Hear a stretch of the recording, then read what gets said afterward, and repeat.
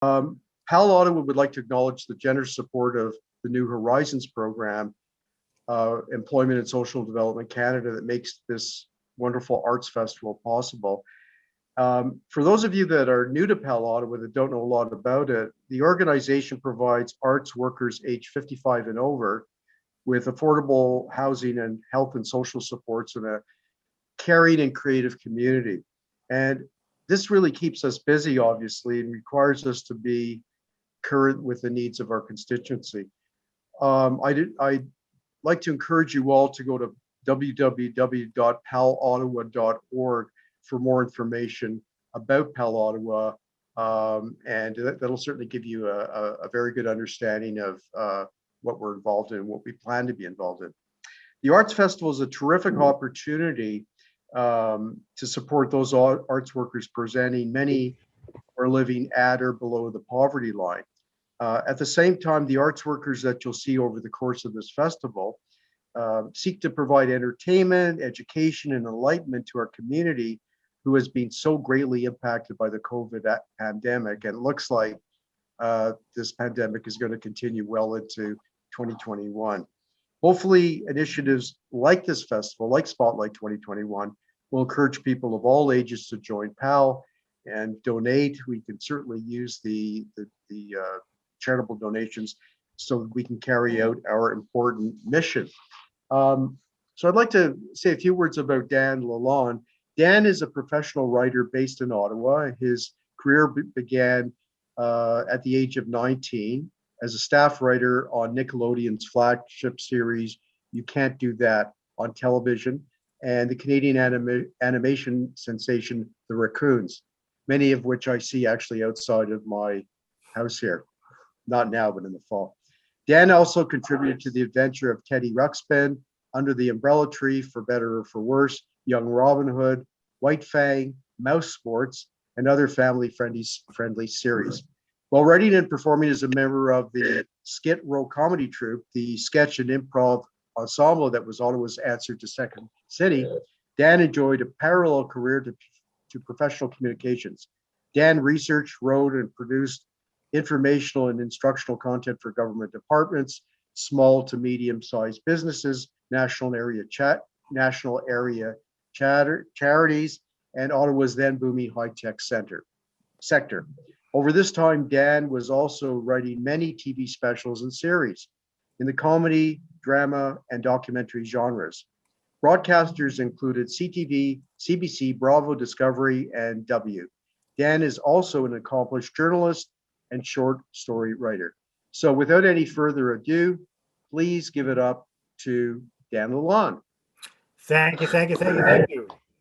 Gosh, and speaking of thank you, great big thanks to PAL for allowing me to teach this evening. Really appreciate that opportunity. And of course, appreciate everything that they do for the artistic community here in Ottawa.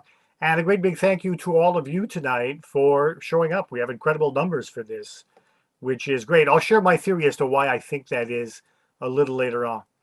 Before we get into the bulk of what I'm going to teach you tonight, which is basically the fundamentals of screen-based storytelling, whether you want to write a one-off TV show, a TV series, or a movie, because we'll be looking in tandem, more or less, at all three. I have a little bit of housekeeping, just a little bit of housekeeping, all right? First of all, Zoom. This is the first time I've ever taught on Zoom, so don't presume that I know Zoom, because I don't. But I'm hoping to, kind of get through it as best I can. Got some wonderful co-pilots, thanks to PAL, and hopefully all this will go swimmingly. What you're mostly going to get tonight is me yakking. So it'll be akin to if you've taken those master classes that are offered online, where you pay $200 and it's you get a subscription, and you could have Steve Martin teach you comedy, and you could have Martin Scorsese teach you filmmaking, and you can have, everybody teach you anything. And it's mostly just a lot of this. But because these speakers are entertaining and you know that they come from a real place professionally, it all works. And hopefully you'll get that same effect from me tonight. That said, I do have a couple of things I want to put up, the odd film clip and some worksheets that I think will really, really help you guys in your writing as we go forward. That said, there won't be any actual formal writing tonight. It's not like we're gonna have little breakout rooms and everyone's gonna write while I sit here and kind of wait for you to grind something out. It's mostly talking about writing, me handing you the fundamentals.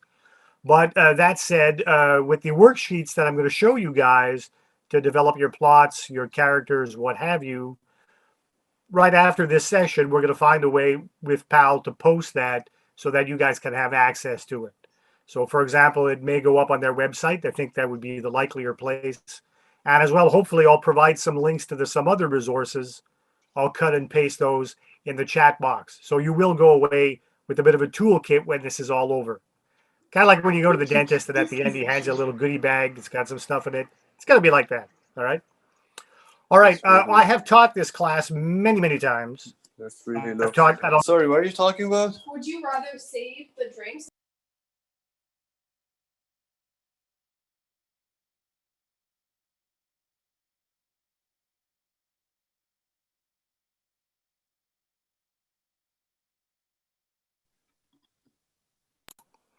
Okay, we're back on track. Warned you guys about Zoom. It's tricky. It's tricky. All right. So here I am back chatting. Now, like I said, I have taught this class many, many times, and at Algonquin College for 15 years and in other contexts. So I know the content quite well. That said, on occasion, you are going to see my eyes dart off a little bit like this while I cheat a little bit and I check my notes. So I'm going to try to keep mostly focused on you guys, but every now and again, I hope it's not too disconcerting. Going to be a little bit of that. All right. It's kind of akin to coming to see a musician and the guy's got the, sheet music in front of him and he knows what he's doing, but every now and again, got to look at the sheet music. So I'll be looking at the sheet music every now and again, hopefully not too often. All right. Chat box, we talked about that. Big numbers tonight. This is the Woodstock of screenwriting courses. It's screen stock or something like that. And if we unmuted everybody, there'd be so much talking, you would probably not get anywhere near the amount of content I'm hoping to give you guys. So as a result, there's a universal mute going on. But as David said, feel free to contribute to the chat box. Periodically, I'll stop. And again, providing I know what I'm doing, I'm going to check the chat box, scroll for some comments. Won't be able to answer everyone's queries, but I'll get to a select few and hopefully be able to give you guys answers to your questions. All right. A lot of you are aspiring artists and or veteran artists. So it is possible that you have dabbled in this kind of stuff before, which is narrative storytelling, either for the screen or in some other context, theater, what have you.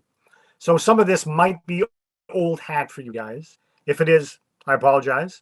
That said, the rudiments of writing, are the rudiments of writing, and they're pretty much universal. They go across a lot of stuff. So it's inevitable that some of this is probably going to have a deja vu vibe to it. But, feel free at any time to leave if you think it's become a little too familiar. But that said, I have read what I think is probably literally every book ever written on writing for the movies and television. Every year I go to chapters. Of course, now with COVID, it's a different story.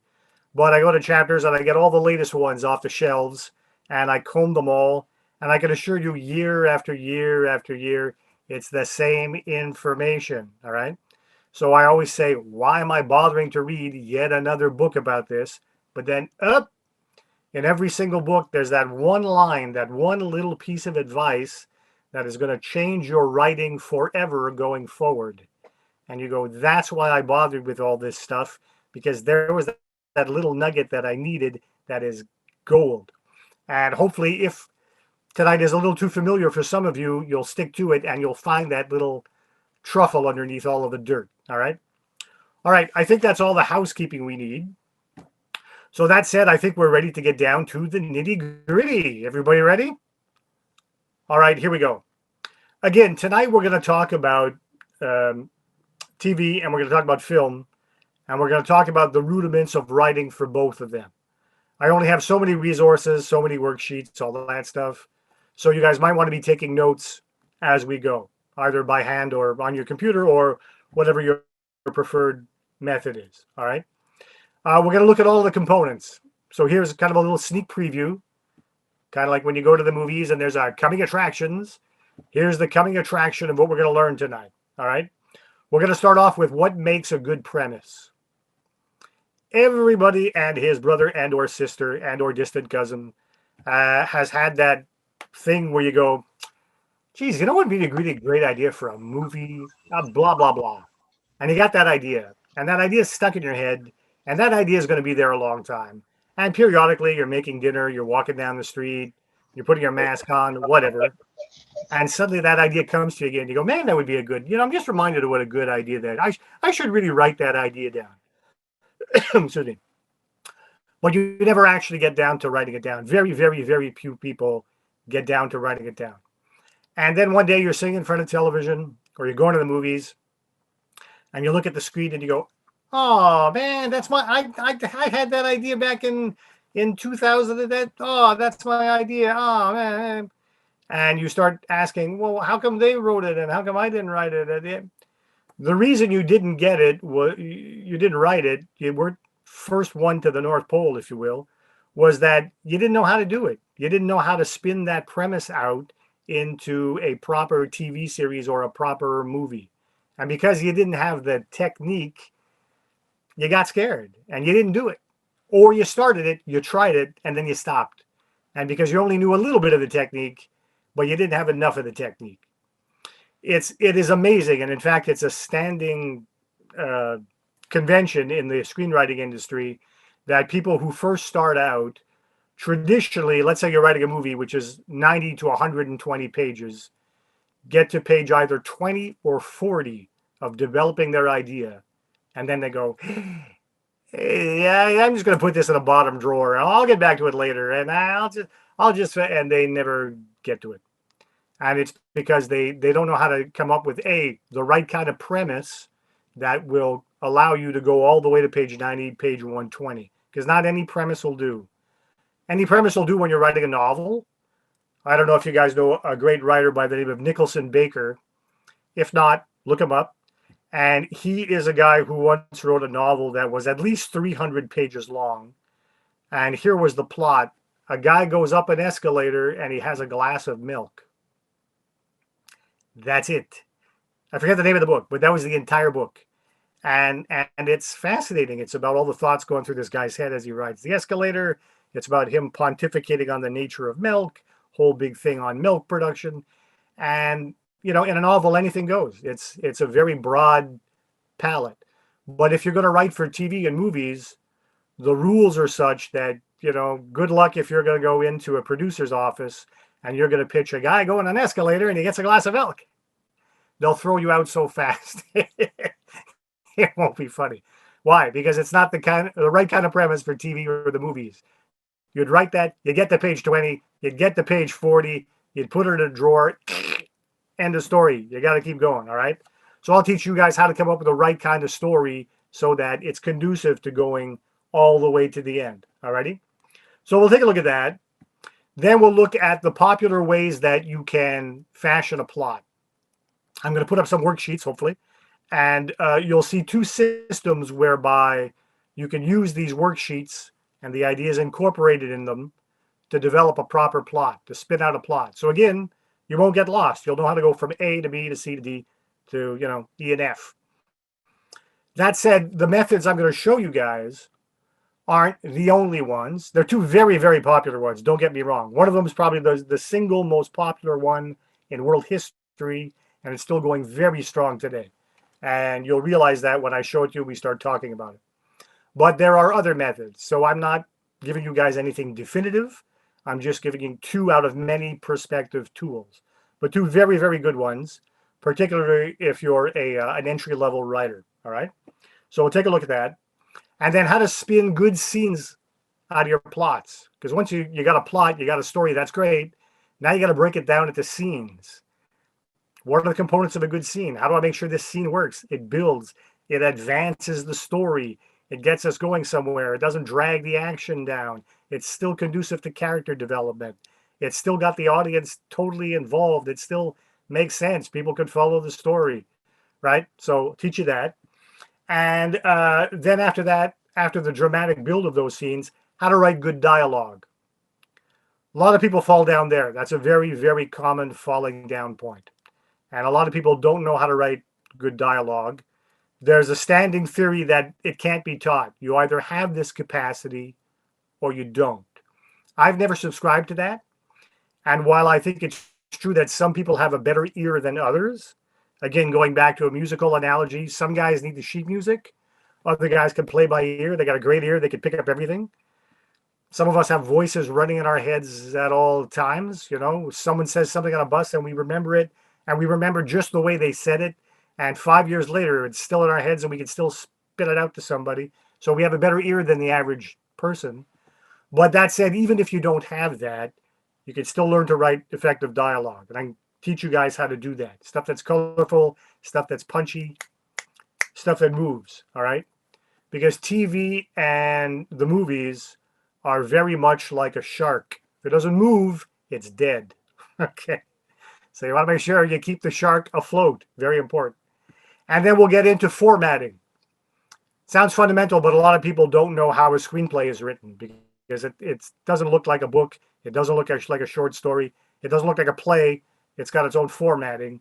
And I'll even give you guys some resources, links to resources that make that so easy it's not funny. When I started out back in the dinosaur age, it was still typewriters. And the formatting for a TV script or a movie script, oh my God. I think Zoom's a headache. You get the cursing here, you gotta set things here, you gotta, oh no. And if you made a mistake, out comes the whiteout, and oh my God. But now there's all this software, excuse me, some of which is free. I'll show you guys that basically click, click, click, click, click, click, click, click. Hey, look, I wrote a script. Real easy, real easy. All right. And then we'll finish off with a little marketing. I'll give you guys a little bit of knowledge of what to do once you've written something. So, hey, Dan, thanks for teaching me the rudiments. I think I've got a pretty good script here. Now what the hell happens?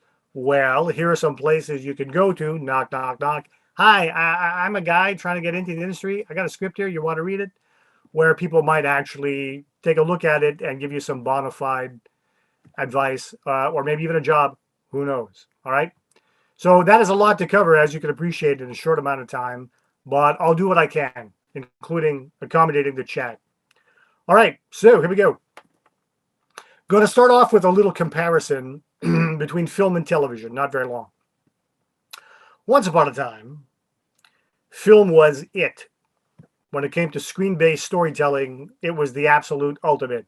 Biggest screen, biggest budgets, biggest stars, biggest everything, and it was like the product.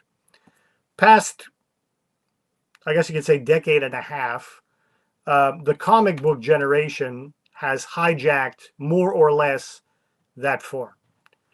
So 90% of the movies today, excuse me, are made for the following demographic: young males between 18 and about 28.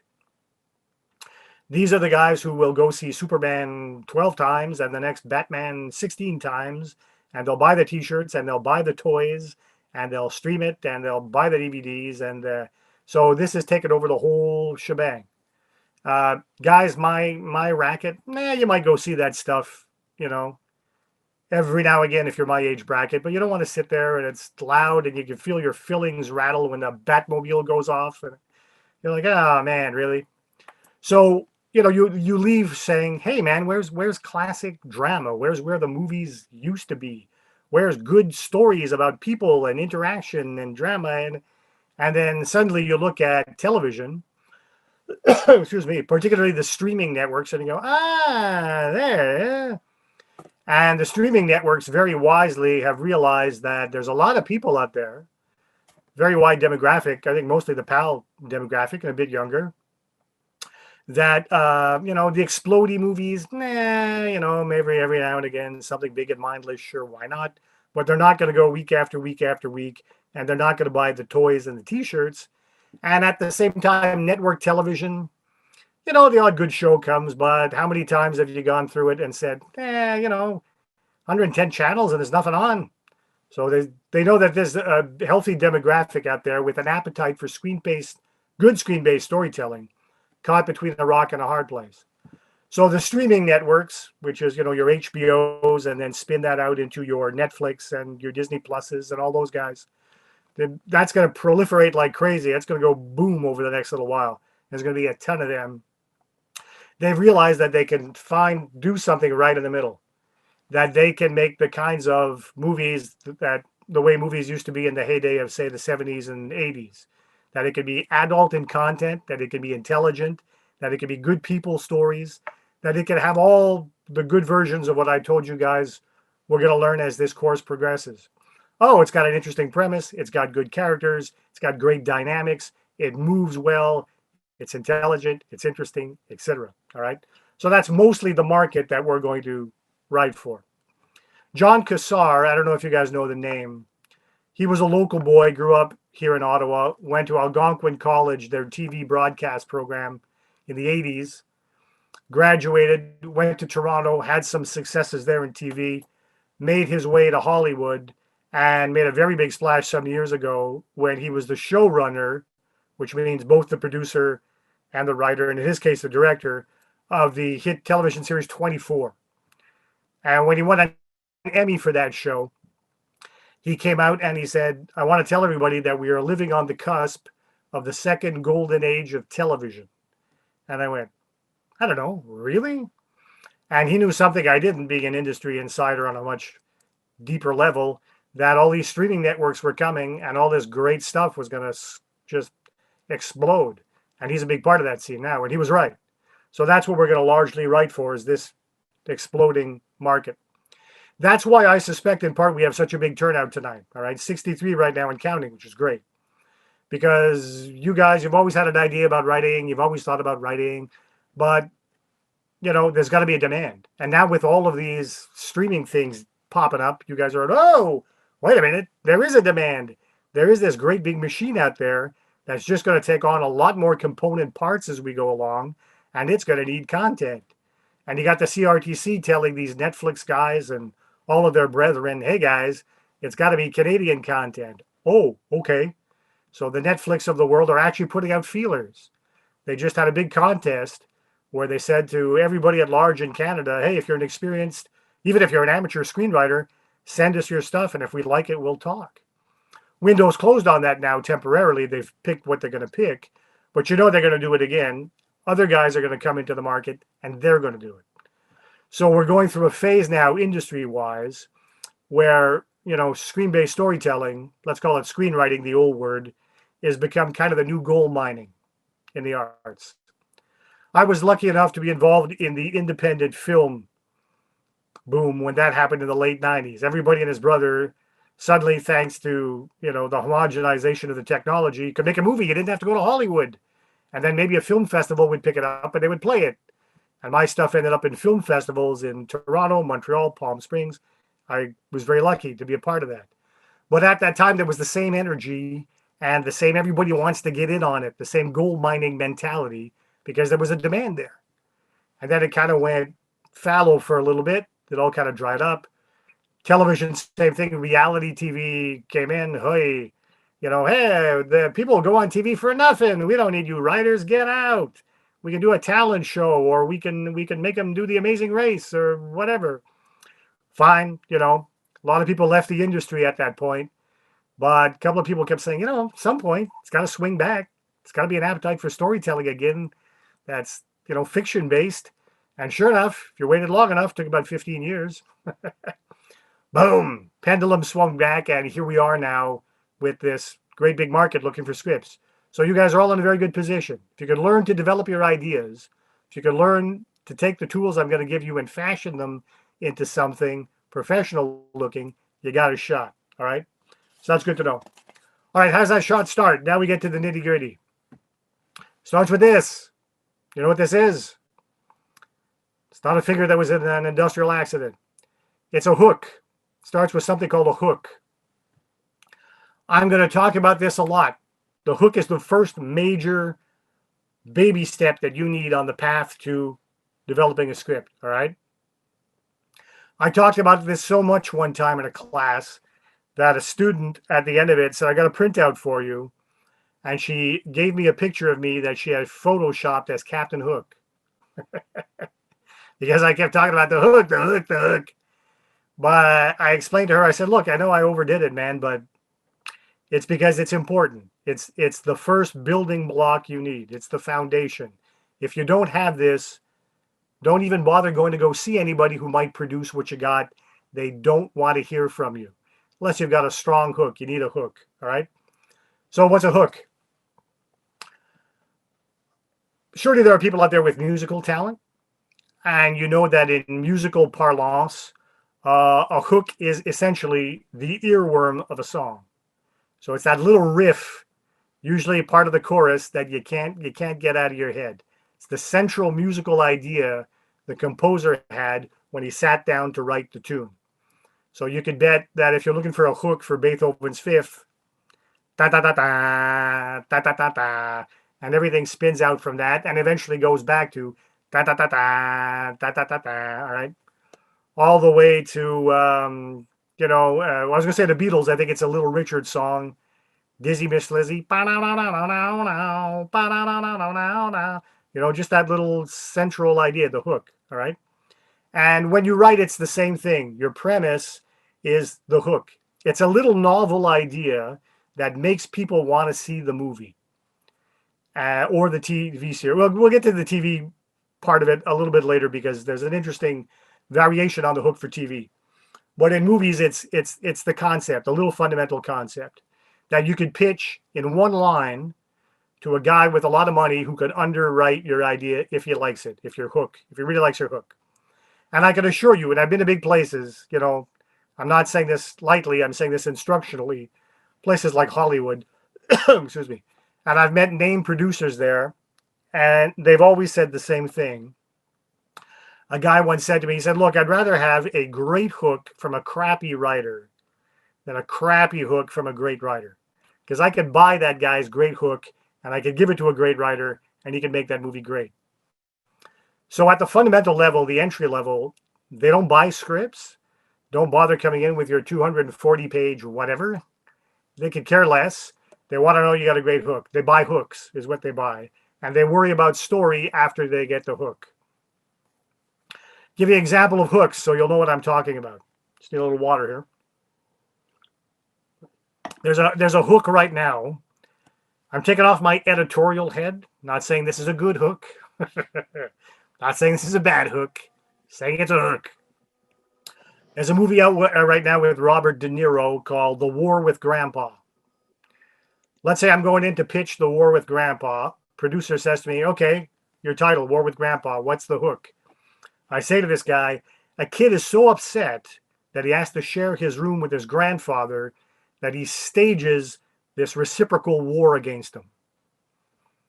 Already I can hear this producer guy going, yeah, okay, all right. Tell me more. What do you got? So I got him hooked on this idea. That's all you want is a little idea like that. But it's got to be one that's going to make people go, oh, I'll go see that. The hook itself is enough. Don't go in and say, it's an idea where I've got a janitor and he falls in love with a cleaning lady. That's not a hook. That's just a bunch of characters destined to interact in some way. That might be a dynamite play. Sounds like off-Broadway to me. Depending how you dress it up, might even work in a TV context. But if you're writing a movie, which is what we're doing right now, you don't come in with that because that's not a hook. All right. Here's another one from a couple of years ago. Pretty good movie by a guy called Alexander Payne, who at one point was married to Ottawa girl Sandra Oh. And it was a movie called Downsizing. I don't think it did a lot of business, but it was a terrific hook. And the hook was to combat overpopulation, a family volunteers to be shrunk down to a 6-inch height. Well, you can bet if you pitch that to a producer, the guy's going to go, oh, yeah, okay, so how does it work? So you got a good hook there. It's a great hook. One from 2016, I remember seeing it going, of course this got made. Of course this got made. Was a movie called The Meg.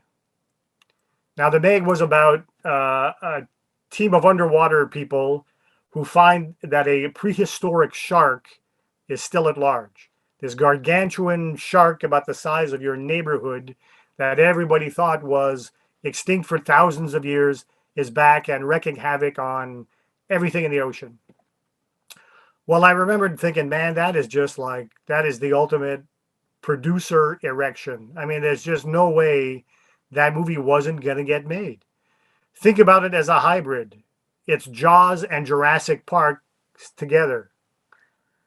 How is some guy in Hollywood not going to subsidize that movie? Well, of course he is, because the hook is just so good. And even if the guy's story development was crappy, you can bet the producer would say, here's your money, go away, thanks for the hook. He'd give it to another guy and he would develop it, all right? I met a guy once, producer in Hollywood, reputable guy, had done lots of stuff, and he had this hook that he wanted developed. And his hook was that there was a guy who was madly in love with a girl, and as he left her apartment, he saw the girl, who was kind of depressed, commit suicide. And as she threw herself out of a building, the guy was a photographer. He took out his camera and he went, wow, and took pictures of her all the way down, splat, and then sold the pictures. And this producer was obsessed with, what kind of a guy would do that? Like, you're madly in love with someone, but then when she kills themselves, like you're the first thing you do is you don't try to save her. You're not brokenhearted. You take a million pictures of her. You try to sell her. Like, what can you work with that? Can you? Well, it's not a very strong hook. It's kind of wonky. Certainly not the Meg or Downsizing or The War with Grandpa. But this guy was dead set on getting this hook produced. And every writer he met, he'd come out with and we'd all meet afterwards and say, "Oh, did you meet so and so? Yeah. Did you think of that hook about the yeah." But the point is, that's how much these guys hold these hooks dear. It's a very, very big thing to them. All right. Another illustrative anecdote. I knew a guy once, and this is back in the early 80s or late 70s. Dolly Parton had yet to make a movie. She was very, very popular at the time. Everybody was dying to put her in a movie. They didn't know what kind of movie to put her in. And this guy went to see a producer, and the producer said, "Look, man, I got 20 minutes for you. I got 20 minutes. What do you got?" And the guy said, "Yeah, I'll give you my story in a second. Oh, hey, look at that. Look at this great picture of your kids. Oh, your little guy plays softball. You know what? My little guy plays softball. That's great." So they talked about softball for a little while. The guy says, "Okay, now you have 10 minutes, and then I got to go. 10 minutes, wise guy." The guy's like, yeah. Oh, look at that, a mounted fish on the wall. You know what? I was in Florida, and I hooked this pompano once. And so they talk about fishing. This goes on. And finally, the producer gets up and says, "Okay, look, I got to go. You got 30 seconds. Now's the time, or forget it." And this friend of mine, a bit of a cocky, wise guy, who believed in his hook very much, so much so that he could play this game with his producer, said to the guy, "Okay, all I have is the poster." The guy said, "The poster."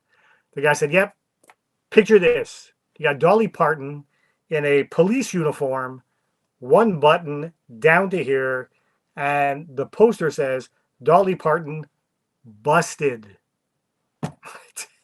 Now, that's probably the worst idea, personally, I've ever heard.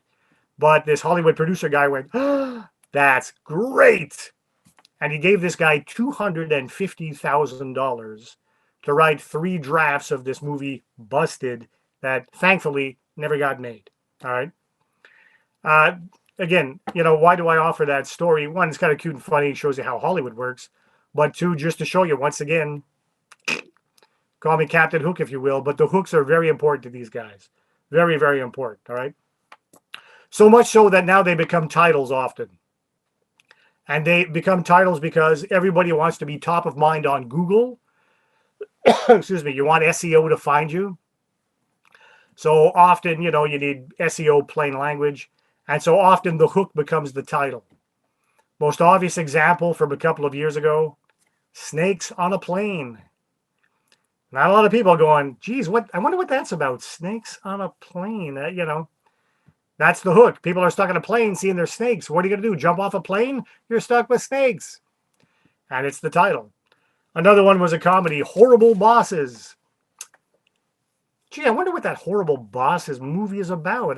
Well, it's obviously about, so it can even be your title. All right. So keep that in mind when it comes to crafting, a title. If you got a strong hook, would probably make a strong title. Now, what constitutes a strong hook? You want something so strong, and it happens periodically, people will go to see the movie even if it gets universally bad reviews. So people say, yeah, I know everybody hated it. Rotten Tomatoes said it was the worst thing ever made. But I really kind of like the idea. I'm intrigued by the idea. So I'm gonna go anyway. Like a good hook does that. It'll supersede even things like that. All right. So what you want is your hook that's got that novel little idea. That's a very much a movie premise, but at the same time suggests good characters, that there's going to be conflict, that there's going to be roles for stars, and that there's a paying audience that will definitely go and see this. So you can bet if I come in and I say The War with Grandpa, producer guy is going, yeah, okay, I could see a big name playing Grandpa. Maybe a hot kid star is the kid, so I like that. I certainly see conflict. You got Grandpa and you got the kid and you got the war. The parents are going to be involved. So, okay, you got a lot to work with there. I like that. I see characters. I see conflict. And a paying audience sounds like a family movie to me. And family movie, man, that's 4 tickets. That's mom, dad, and 2 kids going. That's 4 times the money that I'd make from a single admission. So, yeah, tell me more. So you want the kind of premise that is elliptical, which is to say that it's pregnant with all of these juicy movie producer things. Don't go thinking these guys are artists. They're not. They're capitalists. The nice thing about streaming TV, it's got a bit of a brain to it, which is nice. So you can actually pitch something that's not necessarily lowest common denominator, something that's up a little bit, like Bridgerton, Queen's Gambit. These things, you'd have a hard time getting these things done as movies because they're like, it's not broad enough. It's not commercial enough. It's not big enough. But for a streaming service, would work fine. All right. Okay, brings us to television. Here's the variation on the hook on television. And that is that in TV, the hook is the milieu. It's the world. It's the environment in which the action, the story takes place. So on network TV, it's a lot of the very common ones. Billion shows set in a hospital, billion shows set in a cop shop. How many sitcoms have you seen in a family home? Almost every single sitcom has somebody at home because they want people to be able to kind of more or less relate to, the tenets of civilization. All right. Well, when you're dealing with streaming networks, let's say Netflix, HBO, those guys, this is a very interesting variation on it. What you're offering people is a glimpse into a secret world. The hook is the secret world. I'll give you an example. 2 hottest shows on Netflix over the past little while. I think both were on Netflix. One currently is Bridgerton, if you watch that show. If you don't, you should. And another one was a great series called The Queen's Gambit. What did anybody know about either of those shows before the whole world watched them? The answer is nothing. Did you know who was in it? No, not really. Did you know who wrote it? No. Did you know who directed it? No.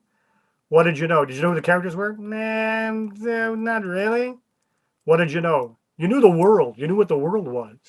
Oh, I get it. Bridgerton. This is about kind of the catty, classy world of Regency era England. Oh, okay. That was the hook. Oh, what kind of people lived in those days? What kind of situations did they get into?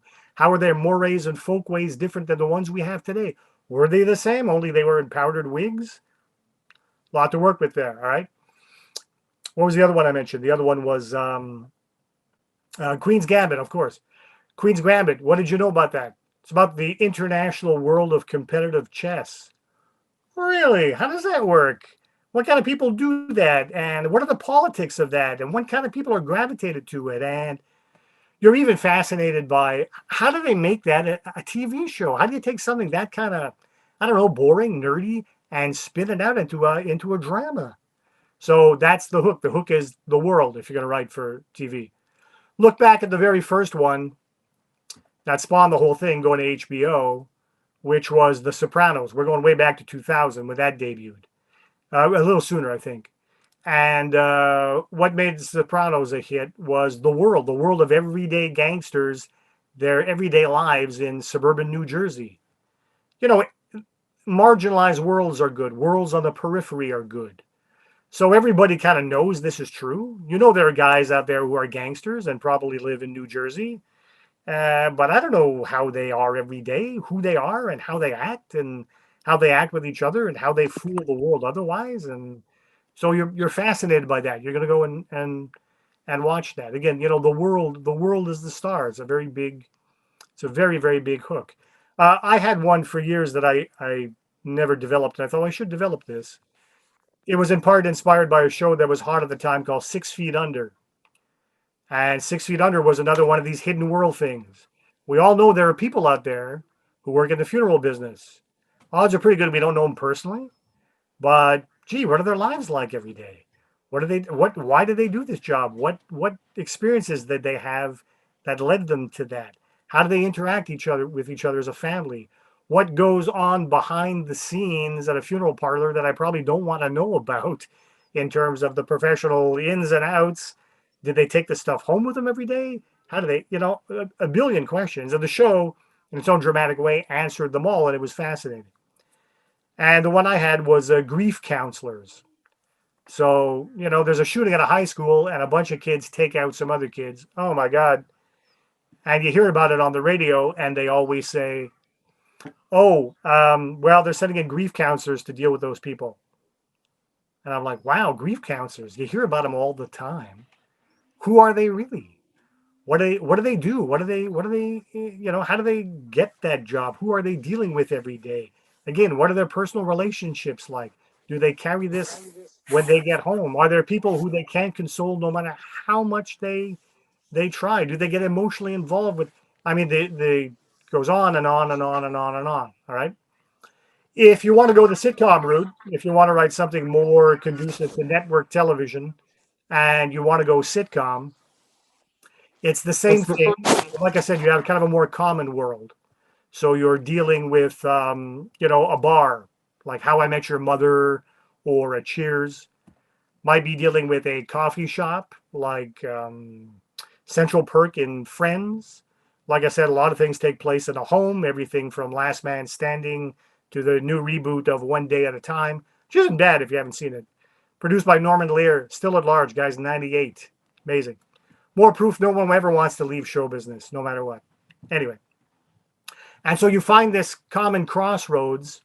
It can even be one that's already happened, but as long as it's a crossroads where people can interact. And then you can say, okay, it takes place in a, coffee shop. People go, yeah, all right, kind of like Friends. I get it, keep going. And then you can go on with the characters and all that stuff, all right? And then you got to find for your hook, once you've given them that geographic template, you got to find, a subset of characters that, we'll get into this a little further as we go along, that are long-standing sitcom archetypes, but people are going to think they're new, that they haven't seen them before. So we'll get to that a little bit later on, all right? Because what you're offering people when you're offering them a television show, a movie, what have you, and if you go away with nothing tonight, go away with this line, which is you're offering them, and I quote, a safe passage through unfamiliar territory. So I'm going to watch The Queen's Gambit. This is about the world of international chess. How the hell? How does this work? My job as the writer is to take you, the viewer, by the hand and say, I know this is new to you. I know this is new. Don't worry, man. I got you. And I'm going to lead you through this so that you don't get lost. You can follow what's going on. You can learn the characters slowly as they develop. And I'll get you to a part where you'll go, ha! And even that, eventually I'll kind of teach you how to kind of handle that. So that's what you're handing people. It's another way of saying that you're handing them things because you're respecting the fundamentals of TV and film writing, things that they've seen a million times before, but, you convince them it's new.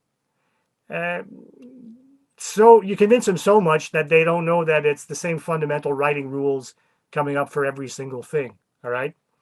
And we'll get into that a little bit more as we go. All right, so we've talked a little bit about hooks. I'm going to take a second here. I'm going to see if I can see the chat here. What do we got here? Excellent distinction of what a hook is. Thank you. Okay, that's good. I'm liking that. Anything else? Someone's got some trivia about downsizing. First developed 10 years before its release and shelved for several years before it was made. That is not uncommon. Brings up a good point. Don't go thinking that you could write something, give it to someone. They're going to say, great, and it's on the air tomorrow. Movies take a tremendous amount of time. They're in development forever before something happens.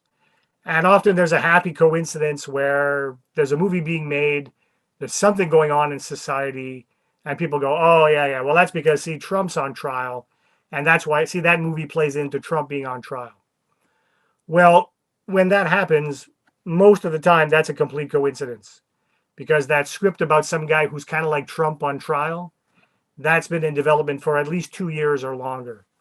That script has been going around for forever until it finally got made. And the fact that it just happens to dovetail into the zeitgeist, 9 times out of 10, it's this weird coincidence that keeps happening all the time. The only exception to it is occasionally you have made-for-TV movies or series that are already in production, sitcoms, that kind of thing, who can react to something like that very, very fast. So when the pandemic hit, you're watching TV, it's same old, same old. And then all of a sudden, oh, look at this. I'm watching an episode of Superstore, and all the characters who work in the store are wearing masks, and they're all washing their hands, and they're all talking about the pandemic. And they can do that because they're still in production while the pandemic's going on. So you can do that. They can do it really fast. But you can bet the movies, they can't do that. They can't say, whoa, somebody quick, write a James Bond movie about a pandemic and let's get it out there. Holy cow, you know how long that would take? That script would be in development forever. The production values take forever. It's got to go through editing. It's got to go through marketing. It's got to come out, 2 years after the pandemic is over. Pandemic might still have an echo at that point, so it kind of looks like it ties in. But if it does, it's, more or less a coincidence because it takes that long for these things to happen. When I used to write for the animated series The Raccoons, and I was used to that point, the sketch comedy. You write something, you rehearse it, and that week you go on stage and see what happens. If people are going to laugh or not. Well, we'd write The Raccoons, we'd give it to the guys, and we'd see it 9 months later on TV. I was like, what? 9 months? What? Hey, man, animation takes time. It's a whole bunch of guys, especially in that era, pre-computer, sitting there doing all this drawing. I mean, it's a long, involved process. So, as somebody once said, I thought it was a very profound statement, applies to a lot of things, particularly true when it comes to TV and film writing. Slowly is the fastest way to get where you're going. So remember that, all right? Alrighty. We talked about the hook. Now we're going to talk about your next thing. So you got your hook, and the guy says, wow, yeah, I love that hook you got. That's really, really cool. Grief counselors, all right. So what's the plot? What's the story? How do you tell me more. These things, by the way, it's a common expression. They're called elevator pitches. Because, you're in an elevator with a guy, and over the course of the elevator ride, presumes you won't get stuck between floors, the guy's only got the elevator ride for you to tell him the story. So you start with the hook, and if he likes it, you can get into it a little bit more. Here's what producers fundamentally want to see from you, all right? 1, they want the hook. 2, they want to see, I'm going to say 3. I'd say 2 to 3 really, really good, strong scenes.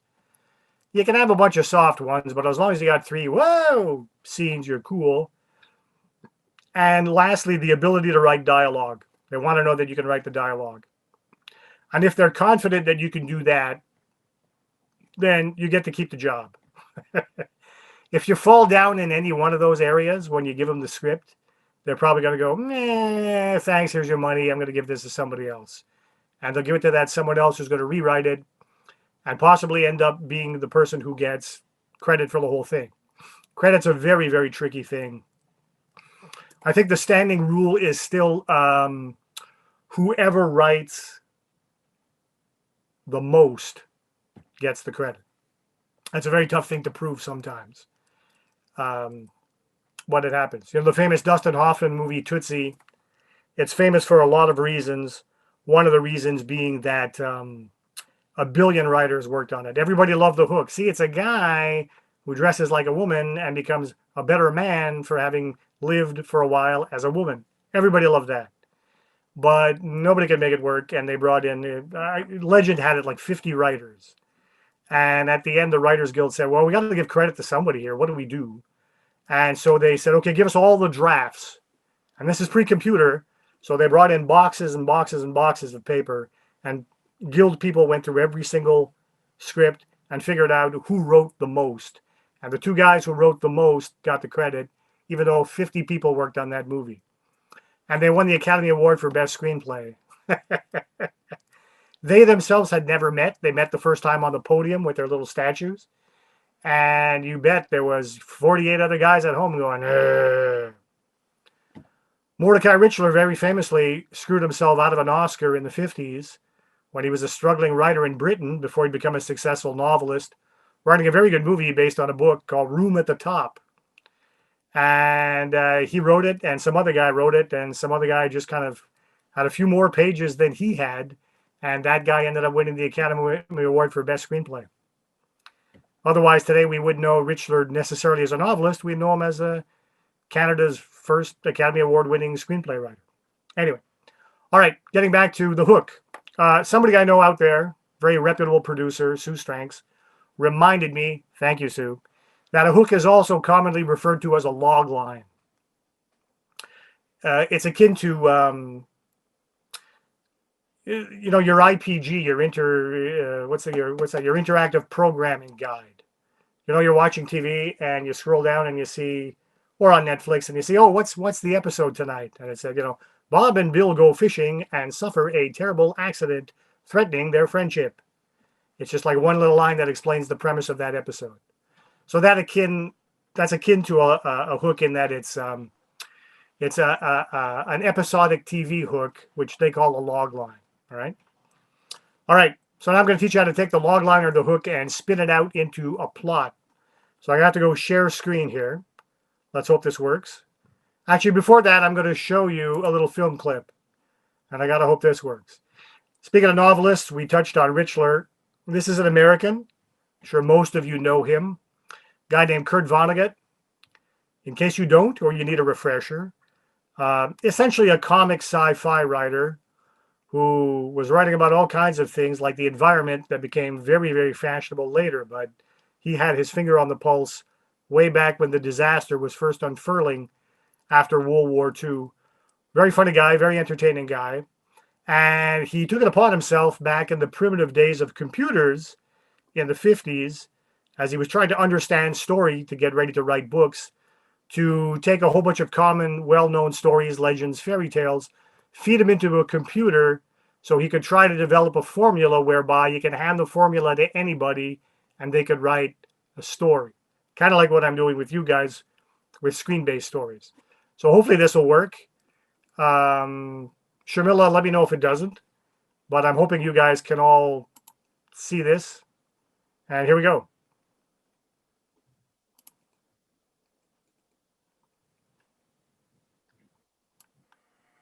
Has created a body of work of startling No, eccentricity. hold on, Dan. So you have to press the bottom button. It's a green button at the bottom that says share screen. Yeah, I did that.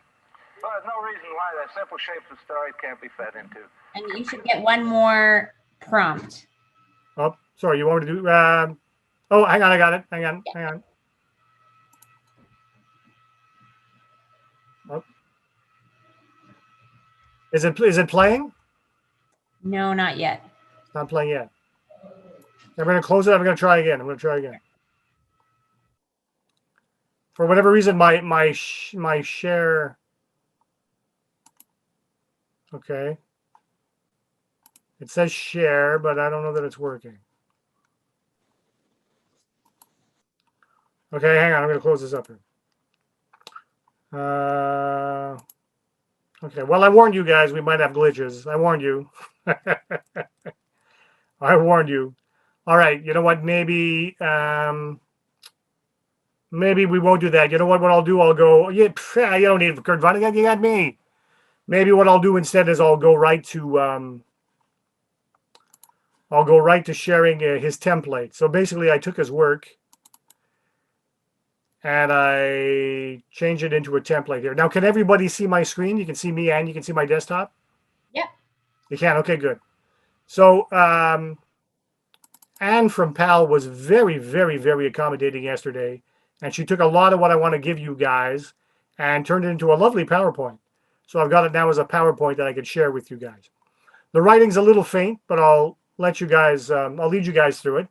And please remember that these resources are going to be put up later on, probably on PAL's website. We'll keep you apprised.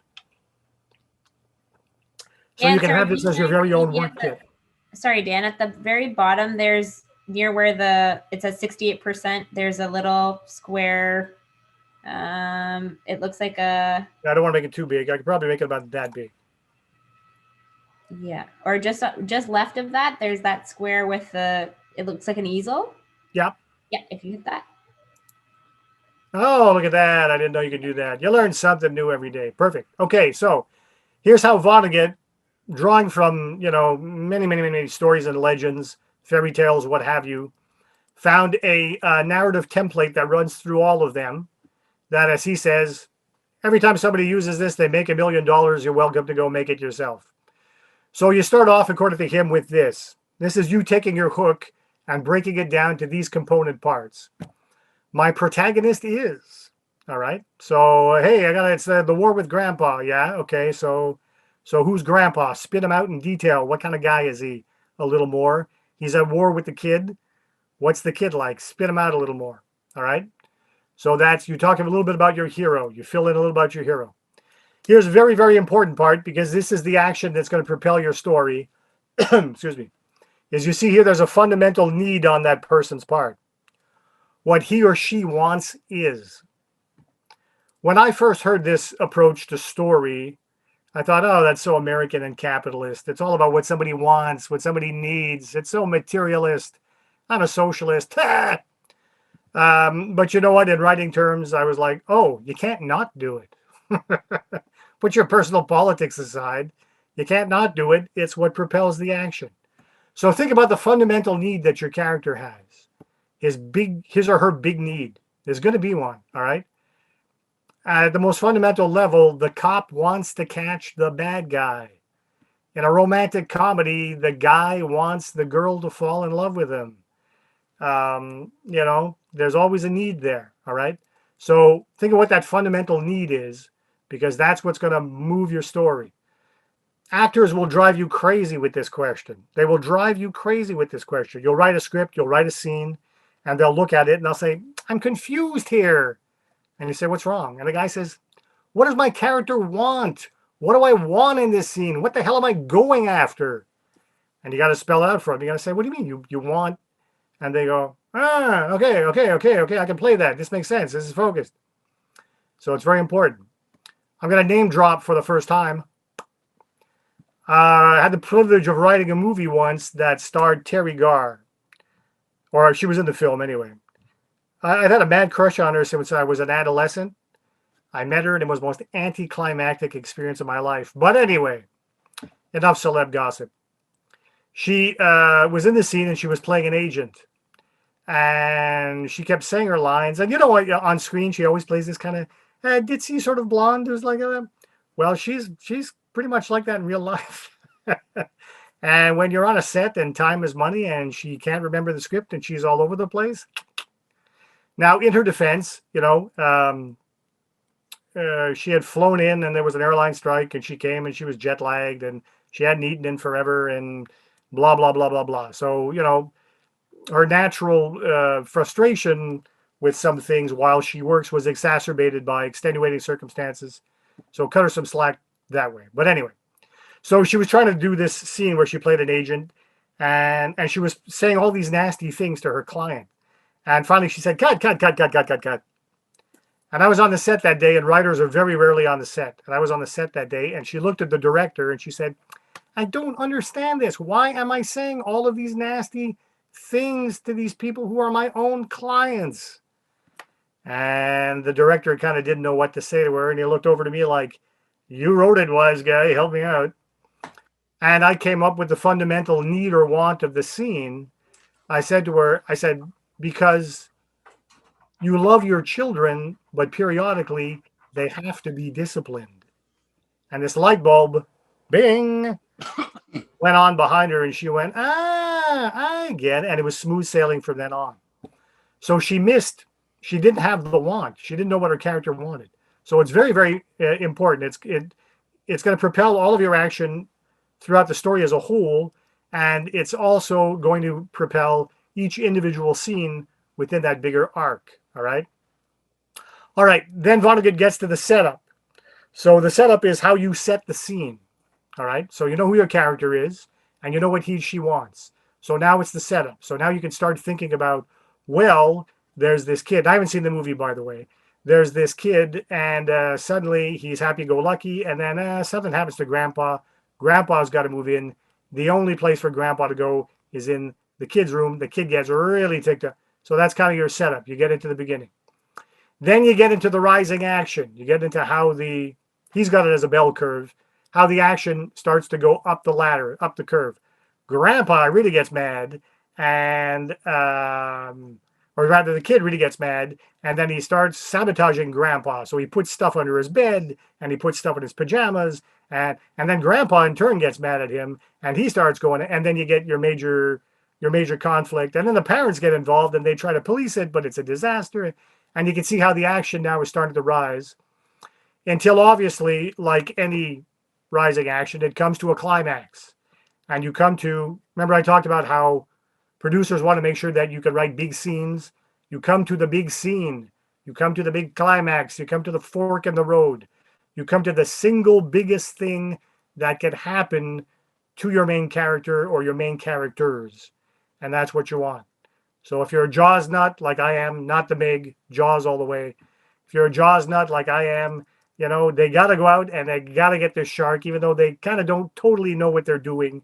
And whoa, now they've come face to face with this thing that's bigger and nastier than they could have possibly imagined. If I'm writing Ghostbusters, whether it's the Bill Murray version or the version they made recently with the all-female cast, you know, hey, we know what we're doing. We're Ghostbusters. Whoa, what's this? And now they come across this great big vicious marshmallow man, and yikes, they got to deal with it. And that's the climax. The interaction that takes place over the climax, he calls falling action. Falling's a bit of a misnomer. He just means that you carry the action all the way through. So, yikes, let's go after the shark. So they go after the shark, they go after the shark, they go after the shark. Spoiler alert, they kill the shark. And with the act of killing the shark is the falling action. So you've kind of taken care of the action. All right. And then you have the resolution, a little emotional aftermath afterwards. Whew, man, that was terrible. Don't want to go through that again. Yeah, me neither. Roll credits. You can take this template and you can apply it to any story. You can apply this to Cinderella, which is what he does. You can apply this to, pick any Harry Potter book or movie. You can apply this to sit down tonight with this on your lap and watch any sitcom, anything that's on Netflix, whatever. And you can take apart anything you watch and you can break it down into this formula. All right. Now, here's the thing. However, this is another piece of information you definitely want to take note of. In any major screen-based property, whether you're talking TV or you're talking a movie, you're not dealing with a single story. You're dealing with two stories. All right. They come in pairs, twins. You're dealing with two stories. Let's call them, for simplicity's sake, the A plot and the B plot, although you could also call them the main story and the subplot. Sometimes you'll notice there's even kind of a C plot, which is usually a little bit of colorful, funny business to kind of provide comic relief, break up the action, little extra info about the characters, whatever. But it's not really, what you'd consider a main plot. Your first plot is effectively an external plot because it's made of visible action. So I'm talking about Jaws. I'll go back to Jaws. What's my main plot? What's my A plot? Well, hey, man, it's about this giant shark, and it starts terrorizing this beach. And you got this sheriff who, he's new to the culture, and he's like, yikes. And this oceanographer comes by, and he's a smarty pants, but he can't figure it out. So they got to find this salty, crusty old fisherman guy, and the three of them have to go out to get the shark. And the big want or need is they want or need to kill this thing that's going to eat their entire community and cripple them financially. Okay. So that's my A plot. That's my visible plot. My B plot, my subplot, is a plot that's not action based, but emotion based. Call it the emo plot if you want. So it's about one or more of the characters going through a major psychological dilemma at the same time as the action plot. And you take those two plots and you interpolate them as you go along. A little bit of A, a little bit of B, a little bit of A, a little bit of B, a little bit of A, a little bit of B, a little bit of A.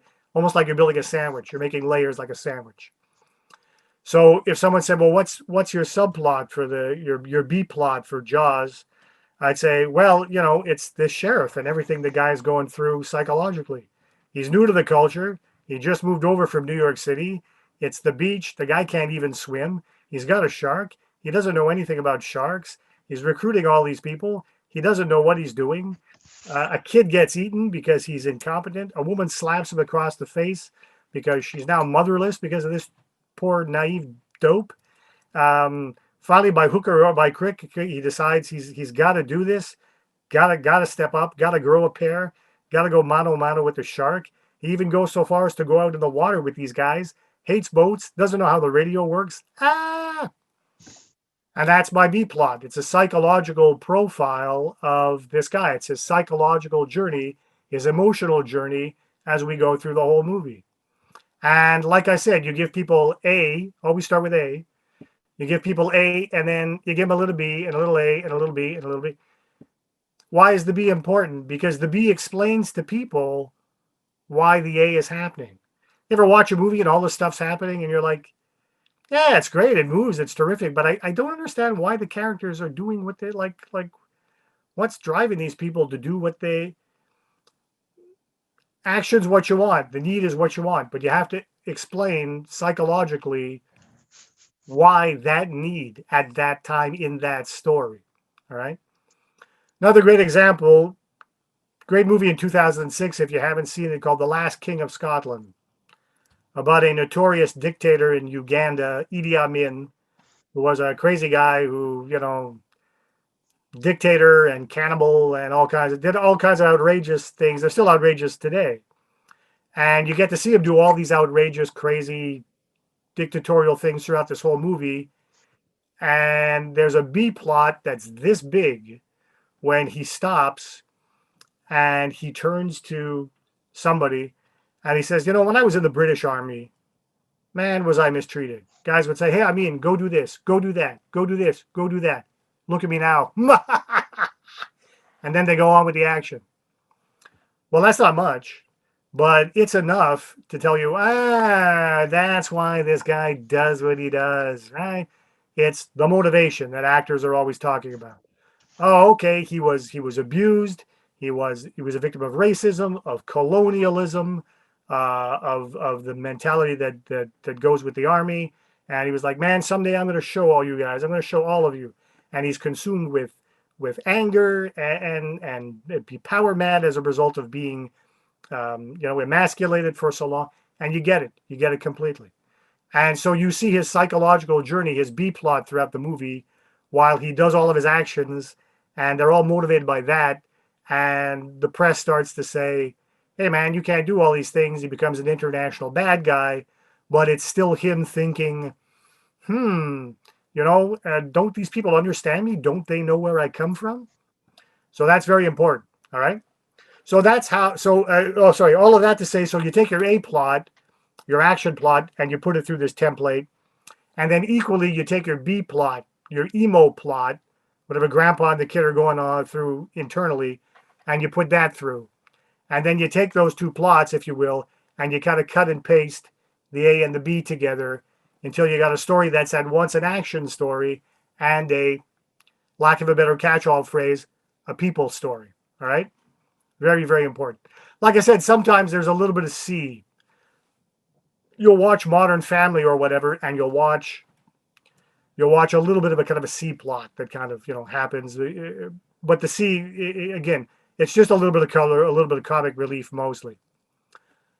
Other very important thing you want to keep note of, now that you know that there's two plots, an A and a B, when you get to somewhere between the climax and the falling action, what you want is you want the A and the B to dovetail together.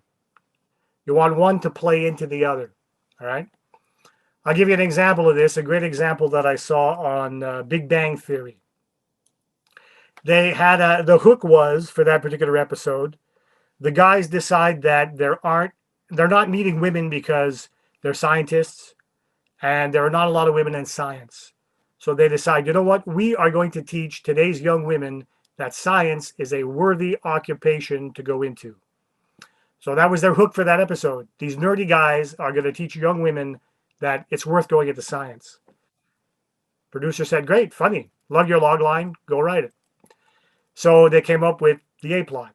Meanwhile, their B plot, the plot that was emotionally rooted, the subplot, was that the girls on the show, the women on the show, were rivaling with one another about who was going to be the princess at a female stag party that was going to take place at Disneyland.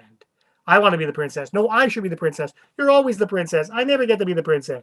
It was all very emo-based, emotionally based. And they cut between the two stories. They got to the climax, which is going to signal the falling action, and they got the A and the B and they put them together. The guys were in a classroom. They were in front of all these young girls, and they said, you know, it's fabulous. Science is a fabulous profession for, you know, women to go into, and we're going to inspire you by showing you now live some very prominent female scientists. And they brought up a screen, and there were the three women having a fight over princess costumes at Disney World. And you can see all the girls in the classroom going, what? And the guys being totally embarrassed. Oh my God. And they had to work all that out with the girls, which constituted the falling action. So yeah, it was a very, very good example of the A and the B coming together, boom, at a point sort of between the climax and the falling action where there's a convergence point, A and B come together. Now, a lot of people say, now, wait a minute, Dan. I've watched some television and movies, but mostly TV, where there's an A and there's a B, but the A and the B never came together. I never saw A and B do this. I even wrote a movie once where A, B didn't come together, and people were kind of frustrated by it. They kind of didn't get how it came together. And the secret to that is, if they don't come together literally, they come together figuratively or ideologically, which is to say, put simply, they're about the same thing. In terms of theme, idea, they're about the same thing. All right. So I mentioned earlier a reboot of a 70s sitcom called One Day at a Time. It's on Netflix now. They've given it a Latino twist. It's not bad. Norman Lear's still behind it, which is cool. And I saw an episode recently. It's about a single mom raising her family, including her daughter. And the single mom found out at work that she was being paid less than her male colleagues. That was the A plot. The B plot was that the daughter refused to wear makeup. She was like, I'm not doing that. No way. I will not wear makeup. And the A and the B never really came together, even though they were both individually resolved through the climax and the falling action. But the whole episode worked because they were about the same thing. And the idea behind both of them was about the burdens that are put on modern women. You're paid less than men, and you're expected to be this makeup-wearing babe. So because they were about the same thing, episode worked fine. So it's as if the theme, what you want to say, is the invisible spine of a show. You have to make sure that everything you write is about something. I always say the greatest metaphor for any piece of writing is the fortune cookie. And whatever you're writing, movie, TV show, book, you're writing a fortune cookie. You're making a fortune cookie. Something really enticing that when people look at it closely, there's a message inside. All writers, including you, whether or not you know it or you call yourself this, are moralists. You think you're writing because you got a cool hook or a cool idea for a character or a cool story. But yeah, you probably do. But what you also have that you're not maybe totally in tune in is you have something to say, likely something you want to tell yourself and you also think is of value telling an audience. You can start with the theme. You can say, okay, I got my story, and I want this to be about how tough it is to live as a member of a family. Now, you could do that, and that could help focus you. Or if all you've got, I say all you've got, if you've got your major pieces, your hook and your, story all worked out according to this template, you'll find the theme as you go along. As you write, you'll go, oh, you know what this is about? I didn't realize this. This is about how you should let anger go or it's going to consume you. You know what I'm really trying to tell myself is I'm really angry at my wife right now. I've been angry at her for a week and it's time I let it go. I didn't realize that was working inside me, but the writing actually kind of revealed that to me. I've had that experience many, many times, and no doubt you'll have it too. So you don't really have to have your theme set out, but you can as a guidepost, or it'll come to you as you develop the story. Often you'll develop your story, you got your whole thing, and you're like, something about this is not working. And usually what's not working is your theme. What you want to say is not clearly defined enough. It's like somebody opened the fortune cookie and, whoa, I can't make out this writing. What's this supposed to be about? What is this telling me? So you want to make sure that the message is very, very clear. I've done that many times too. Show it to my wife and say, what do you think? She said, what are you trying to say here? What is this about? She'd say, I think what you're trying to say is that all Republicans are jerks. I'm like, yeah, that's it. She said, well, then you got to make that more clear in the story. Oh, okay. And I'll go back to the beginning with that idea in mind, and I'll make sure, without changing too much, that idea comes across. Next time you're watching anything, TV, show, movie, whatever, think about it in philosophical terms. Look for the theme. Look for what it's about. Look for all this stuff, but also look for what it's about. Very important. Okay. I'm going to see if I can share something else here. How do I get back to where I was going? I'm going to stop share. There we go. I've stopped shared. I'm going to have a little peek at the chat in case someone's got something they want to say. Just finishing Bosch series. I don't know that one. Seems there are multiple plots. Probably an A, a B, and a C. So take a good look at that. Somebody said they can't see I can't see Dan, just the fill-in sheet. That's okay as long as you can hear me. The content's the star. The fill-in sheet can upstage me anytime. And okay, we're still going to go here. Next thing I want to show you guys is another story template, because if you don't like that one, you can try another one. If you're a fan of animation, you'll recognize this one pretty much. Now, how do I shrink this? Sharmily, how do I shrink this screen to show my desktop? You just press the escape button. The stop share button? No, escape, like on the top left of your keyboard. Oh. I've done that. Nothing seems to be happening. Nothing seems to be happening. Can I stop share and just start sharing anew? It's just that you have to minimize your PowerPoint. Hang on here, folks. You should stop sharing, Dan, and then start on the new one. I know that voice. It's the voice of God or a producer, same thing. Okay, hang on. I am now sharing my screen again. So that's not the one I want to share with you guys. Hang on a second. Okay. Now, how do I get out of this? Oh, here we go. Can you guys all see this? Not yet. Not yet. So I can see it and you can't. Dan, you can just advance the PowerPoint using the little arrow at the bottom left of the PowerPoint. If you go back to the PowerPoint. I think that's where I am, but I don't know whether or not you guys can see it. No, How's that? Can you see that? No. You can't see You have to go back down to the green button at the bottom. Share screen, yeah. Okay, I'm going back to share screen here. Right. Yeah. Oh. Okay. Let's see if I can.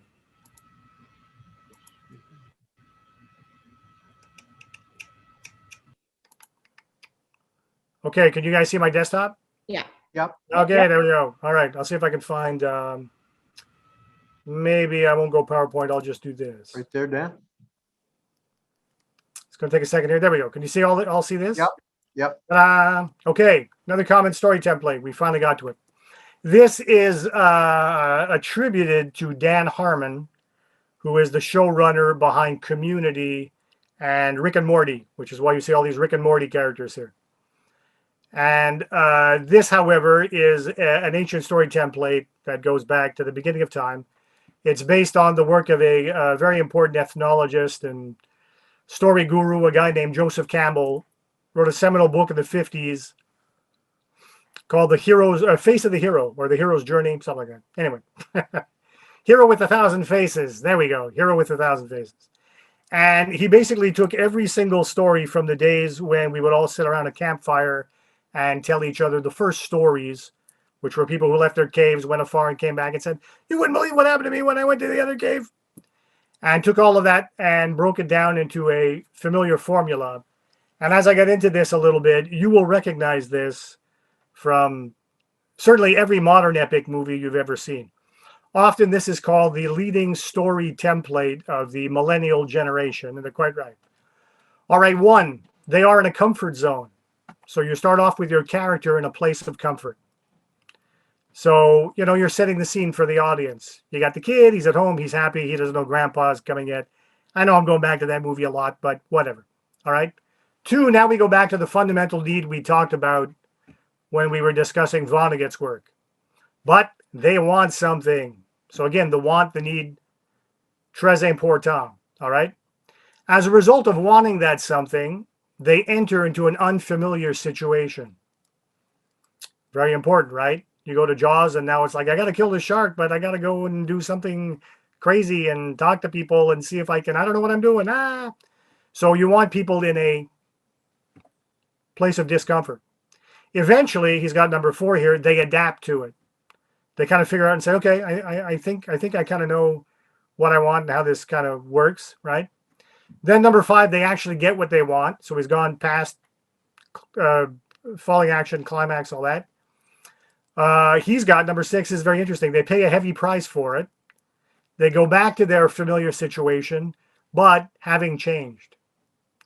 So this, in effect, is almost a combination of A plot and B plot, action plot and emo plot kind of together.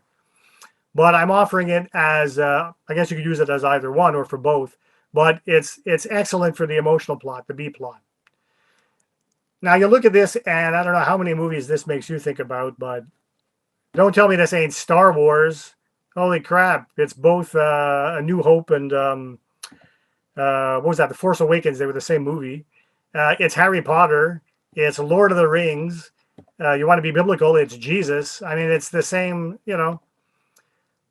Harry Potter, I'm just an ordinary kid. No, you're not. I'm not. No, you're this super special guy who's going to go to Hogwarts. And wow, what the hell is that? Oh my God, now there's this guy got, what? The ultimate evil. I got to fight him. Yikes. Hey, I did it. I defeated him. But now I'm not the same guy anymore. I know I'm this heavy duty chosen guy who's got a, but I gotta always go back to my people and still be them with them, and that's cool. But I've learned something now. I'm changed. I'm different. So it shows you the character arc, if you will. The emo plot that a character goes through. So it's an excellent template for your B plot. In fact, if you want, it never occurred to me till now. You can actually use the Vonnegut for your A and this for your B, your main and your sub. You can do that if you so desire. All right. Because in movies, people definitely want to see a character run a gamut. They want to see somebody change. You don't want somebody to be the same at the end as they were at the beginning. You're going to feel cheated. They don't necessarily have to change in a huge way. It's not like, suddenly, Hannibal Lecter is going to stop eating people. Guy, no. But you do want to see a change there. You want to see a character arc, all right? That said, here's an important distinction if you're going to write a comedy. You don't want to see it in a comedy. In a drama, you want to see, say, The Queen's Gambit, this naive little redheaded chess-playing Anne of Green Gables orphan type suddenly become this mature, dysfunctional, brilliant, savvy, one-up-on-the-world woman. You want to see that for sure. But in Legally Blonde, you don't want to see Elle Woods suddenly become maybe the toast of the town, sure, but you don't want her suddenly to shed her blonde hair and become an intellectual. No, man. I don't want to see Inspector Clouseau suddenly, oh, hey, there's a rake there. I'm not going to step on that. That was close. No.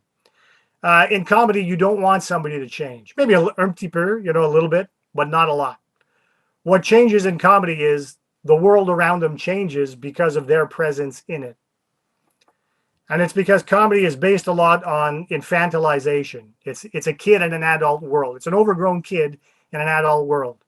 That's why everybody loves Elf. Oh, it's Christmas. We got to watch Elf. Big, goofy Will Ferrell acting like a kid around all these adults. The whole fish out of water thing. It's so funny. He's so young and naive and gosh. And you love that. But you don't want to see Elf suddenly at the end say, learned a lot this Christmas. Off goes the stupid costume. And from now on, I'm just going to be like a civil servant. No, you want him to stay the same, but you want him to have changed the world of which he was a part. You want the rough, gruff adults to say, I learned a lot from that guy, that it's good to be in touch with your inner child and to be young and naive sometimes. And there's a lot to learn from a simple guy like that. So if you're writing a comedy, make sure that your main character doesn't go through too big an emotional arc. Certainly not a life-changing one, all right? But if you're writing a drama, for sure, go for it, all right? All right, those are story templates. I have now stopped sharing. My mother told me never to do that, but I did it nevertheless. All right, 8:30, I want to go through a couple of other little quick things just to finish off the fundamentals. So you got your hook, you got your plot. Characters, your character is very, very much based on what they want or need. Once you figure out story, and once you figure out the want or the need, your character will inevitably grow organically out of that. So I got these guys, right? And they really, really need to rob a bank because one of the guys, his wife is dying. She needs a life-saving operation. They're in the States. They don't have the money, and they're only going to have the money if they rob this bank. I'm just kind of riffing here. That want, that need is going to tell me who my characters are. Okay, what do I need here? This guy's probably older if his wife's falling apart, so it's an older guy. Obviously, he's big-hearted because here he is doing this thing for his wife. He obviously loves her very much, or he did something really bad and he feels really guilty and he's got to make it up to her. That's my choice as a writer, but there's got to be a reason there why he's doing what he's doing. What else? Obviously, this guy's got a criminal background, or if he doesn't know what he's doing, he's the kind of guy who likes to take big, crazy chances. And suddenly your whole character gets developed simply because, the action told you who needs to be there behind the wheel of that action. So that's where character comes from. Now, that said, some people like to write character backgrounds because that still sounds like thin ice to them. So they'll sit down and they'll write an entire A&E biography for that character. You're welcome to do that. There's nothing wrong with it. All right. So you sit down and you figure out who this person was from childhood all the way through until the moment where the show or the movie begins. And you keep that with you as a source of reference. So if you ever get lost, you can go back to that. So you go, I don't know, man, like the guy leaves evidence at the scene of the crime. Is he the kind of guy who would do that? And you go through your character profile and you go, yeah, he would, because I said here when he was younger, his dad was always berating him for the smallest things, like losing his mittens.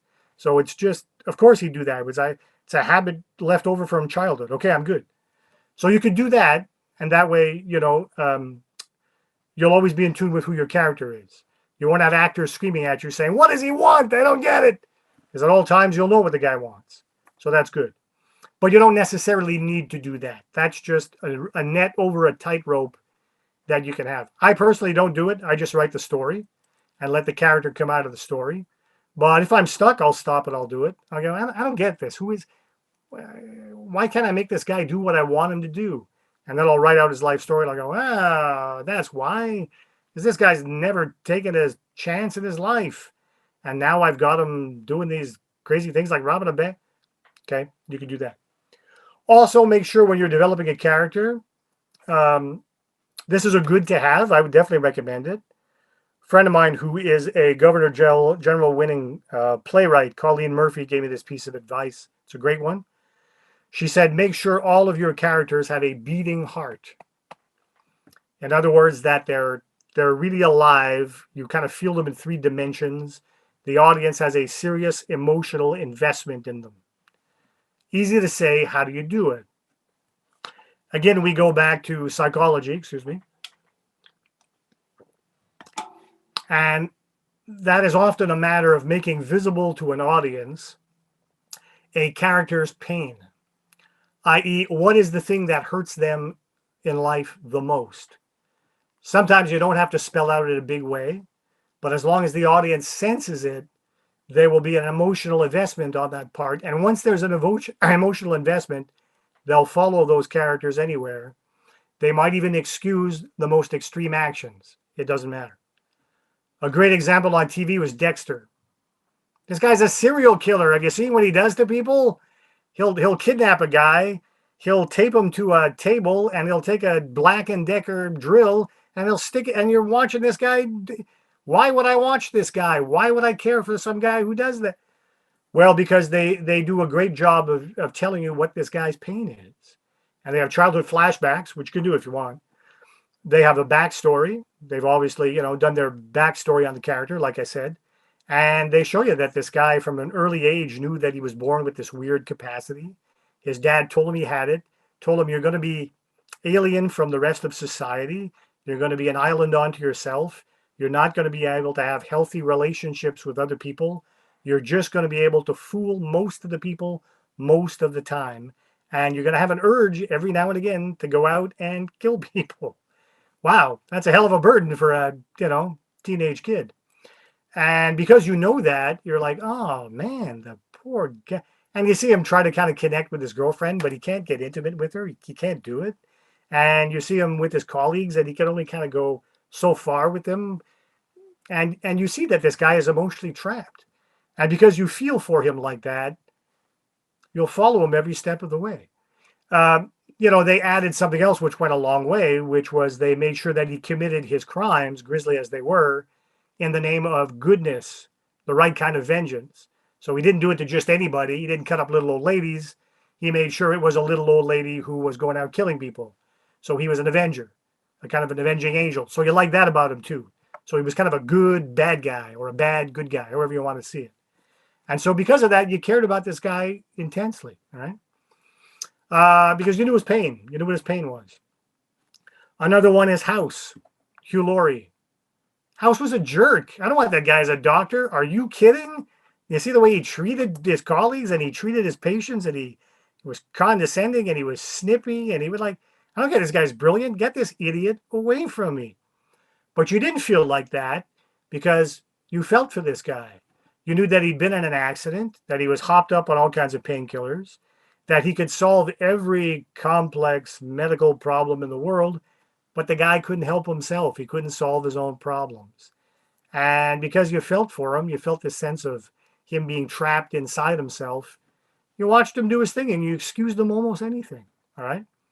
So find out what someone's big button is, what their baggage is, like they used to say in the 70s, what their pain is. And again, you don't have to do it every single time.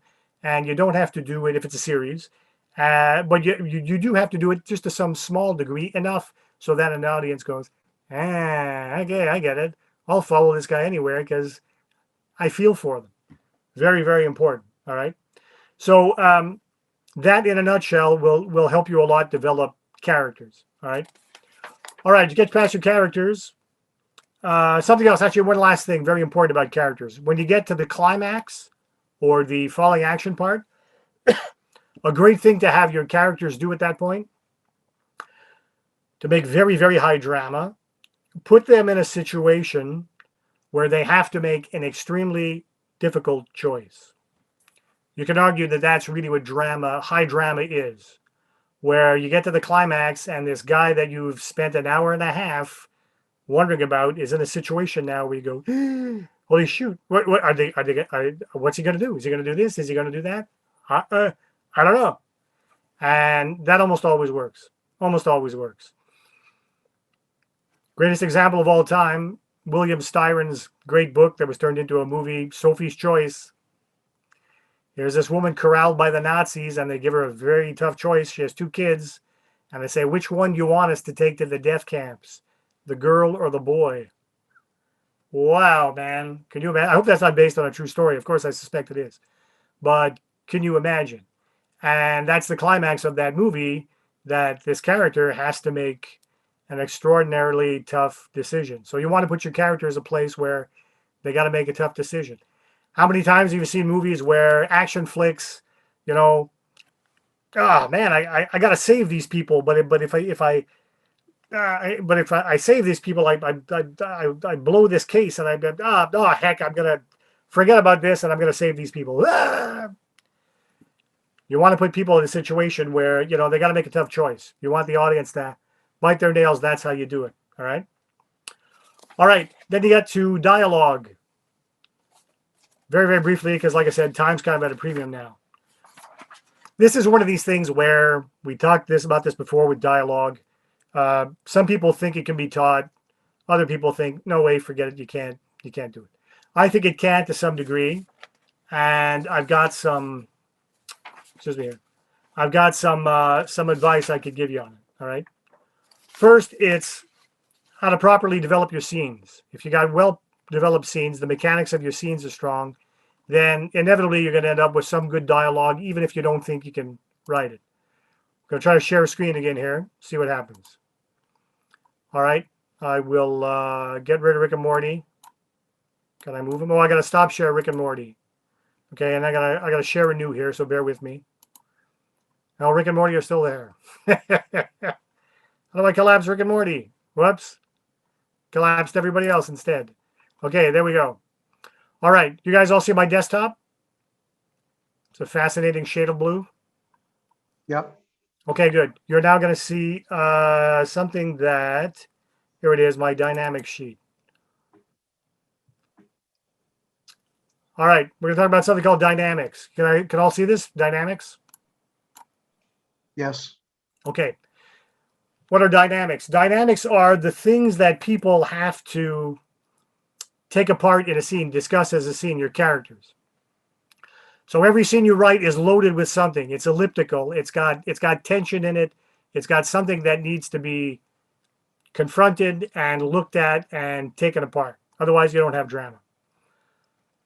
Writing a script is no different than devising a video game. If you go back to the early days of video games, Super Mario's got to rescue Princess Peach up in a tower, and there's all these obstacles to getting there. He's at a moat, and now he's got to kill the alligators. He's got to figure out which door, and he's got to collect all these coins until he gets to the end. You're doing the same thing. All that Vonnegut stuff I gave you, all that Dan Harmon stuff, really it's just a more sophisticated version of Super Mario. You got a character, you got a whole bunch of obstacles they got to dismantle to get to the end goal. Scenes are just that on a subscale, smaller scale inside the bigger narrative, all right? So here's an example from a scene. I just made this up.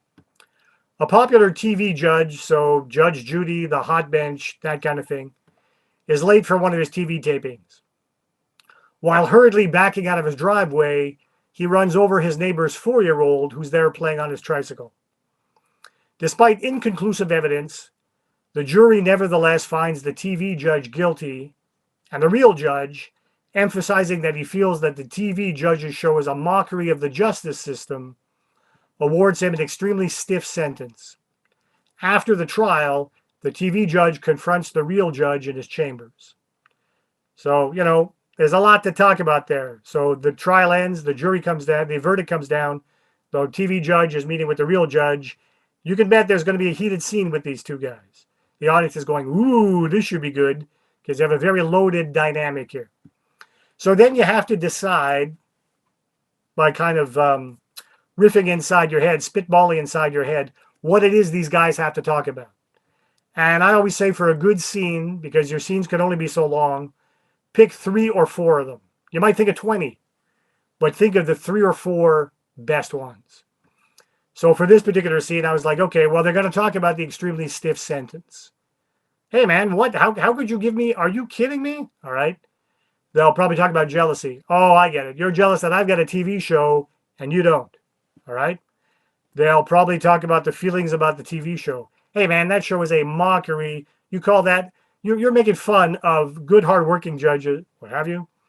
And no doubt they'll talk about the jury decision.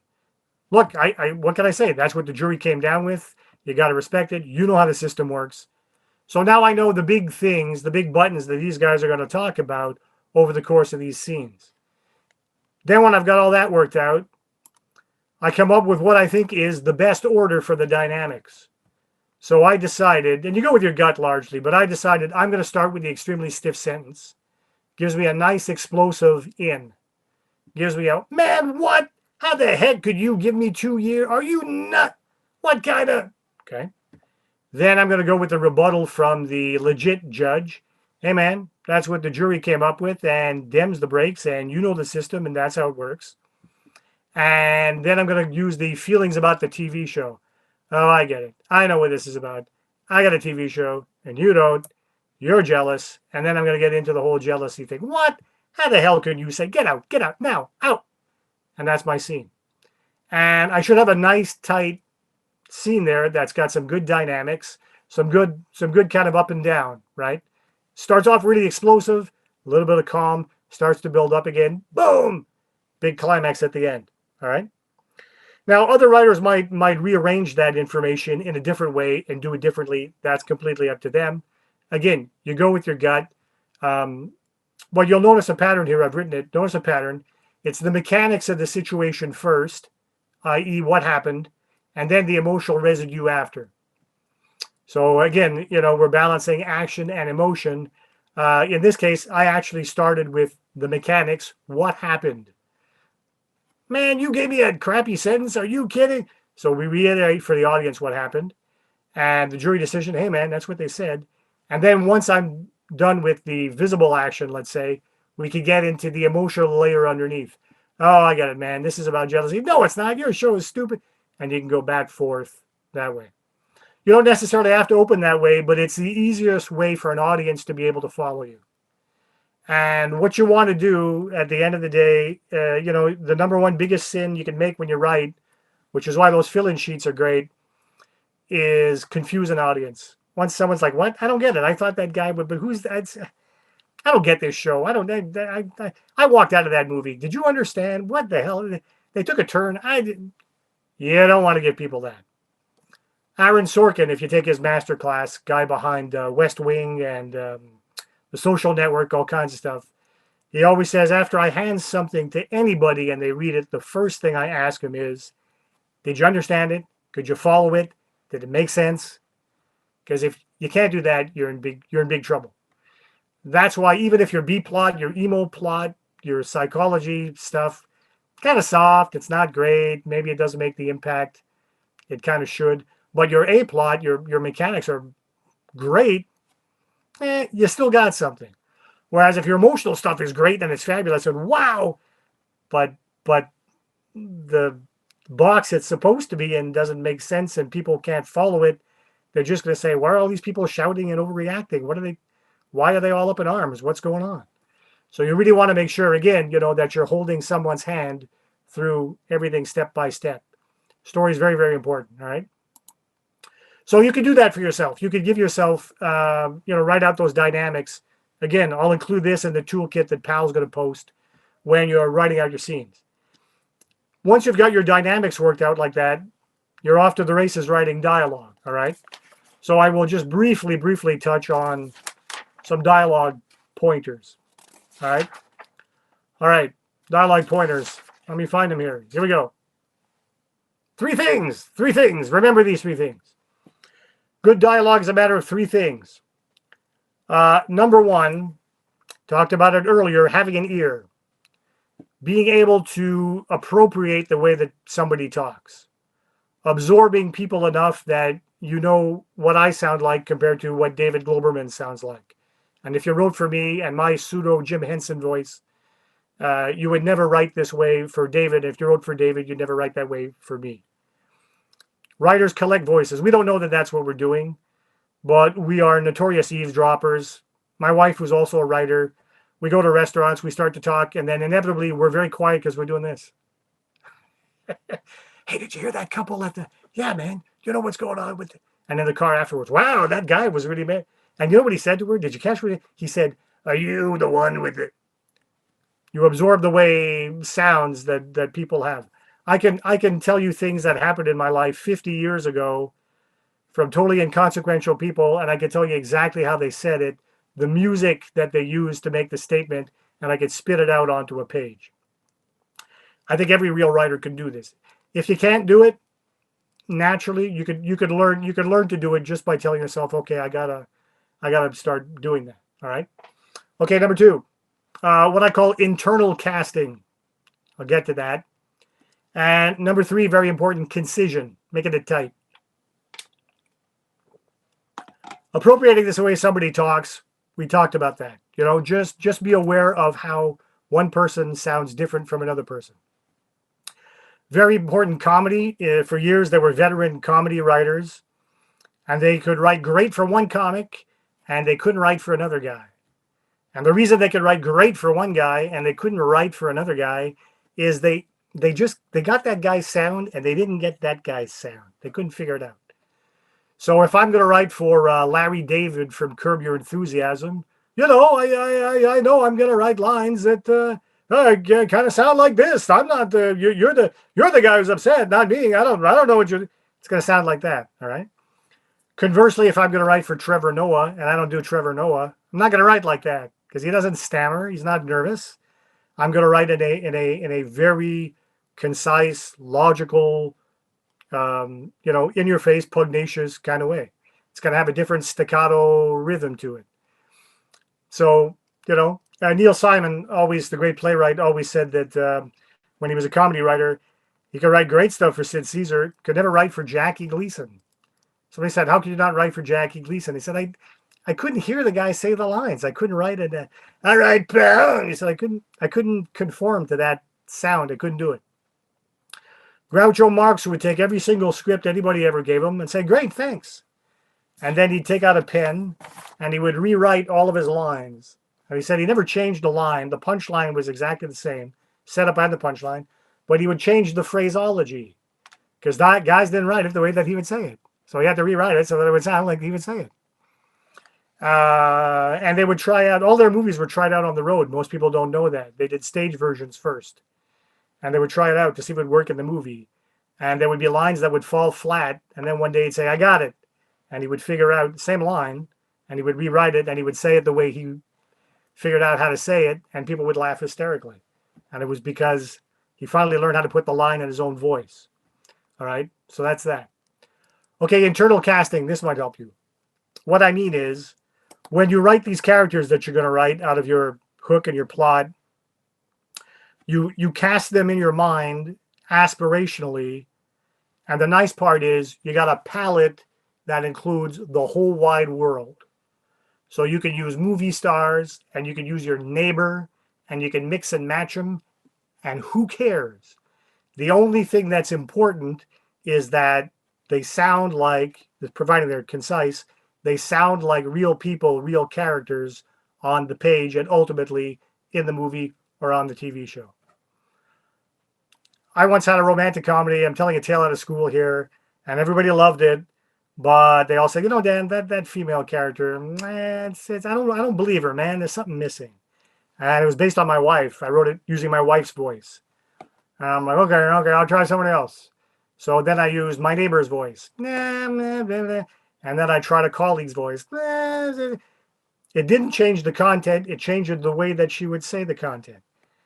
And then I started doing my backstory exercise and I started looking at the components of this person's character. And I went, holy shit, my mother-in-law. I wrote my mother-in-law as the young female character and everyone, wah! Man, you nailed it. This is dynamite. Look what you did. Man, the life you brought to this. It's feisty. It's believable. It's whatever. Now, I don't need to go around telling people that process. That's you, the writer. That's a secret between you and you. Like when you take somebody home from a bar and you're tired, but you got to think about somebody else. You're effectively thinking about somebody else than your character when you're writing your script. But it doesn't matter. All that matters is that it sounds at the end of the day like a real character, real person. You know, if I hear Robert De Niro, I'll write the way that he speaks. If I might even have him in a scene with my daughter because there's a young woman character, and I think, oh, it's gonna sound like my daughter, so I'll write my daughter for that. Another name drop.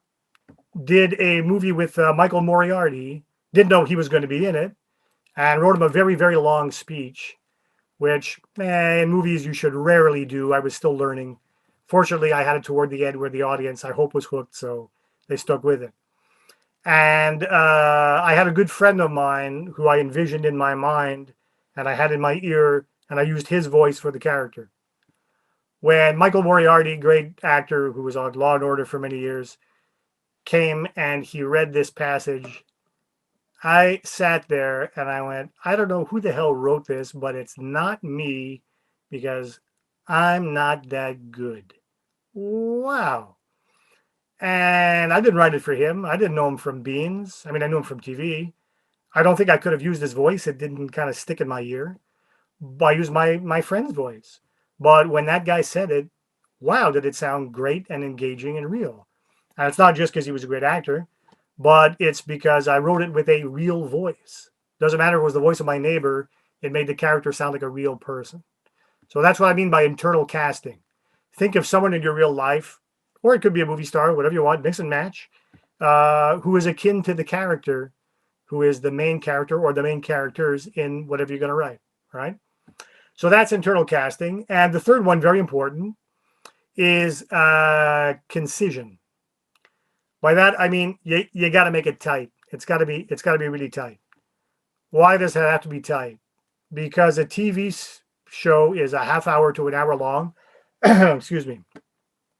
And by the way, generally 1 page equals 1 minute. So if you're wondering how long your script has to be, if you're writing an hour and a half movie, you need 90 pages. A 2-hour movie, you need 120 pages. If you're writing a half-hour TV show, you need, if it's network television and they have commercials, you need 22 pages, 22 minutes. If, or 44 pages if it's a drama. If it's going to be something, say, for Netflix, and it's a true half hour or a true hour, you need 30 pages. You need 60 pages.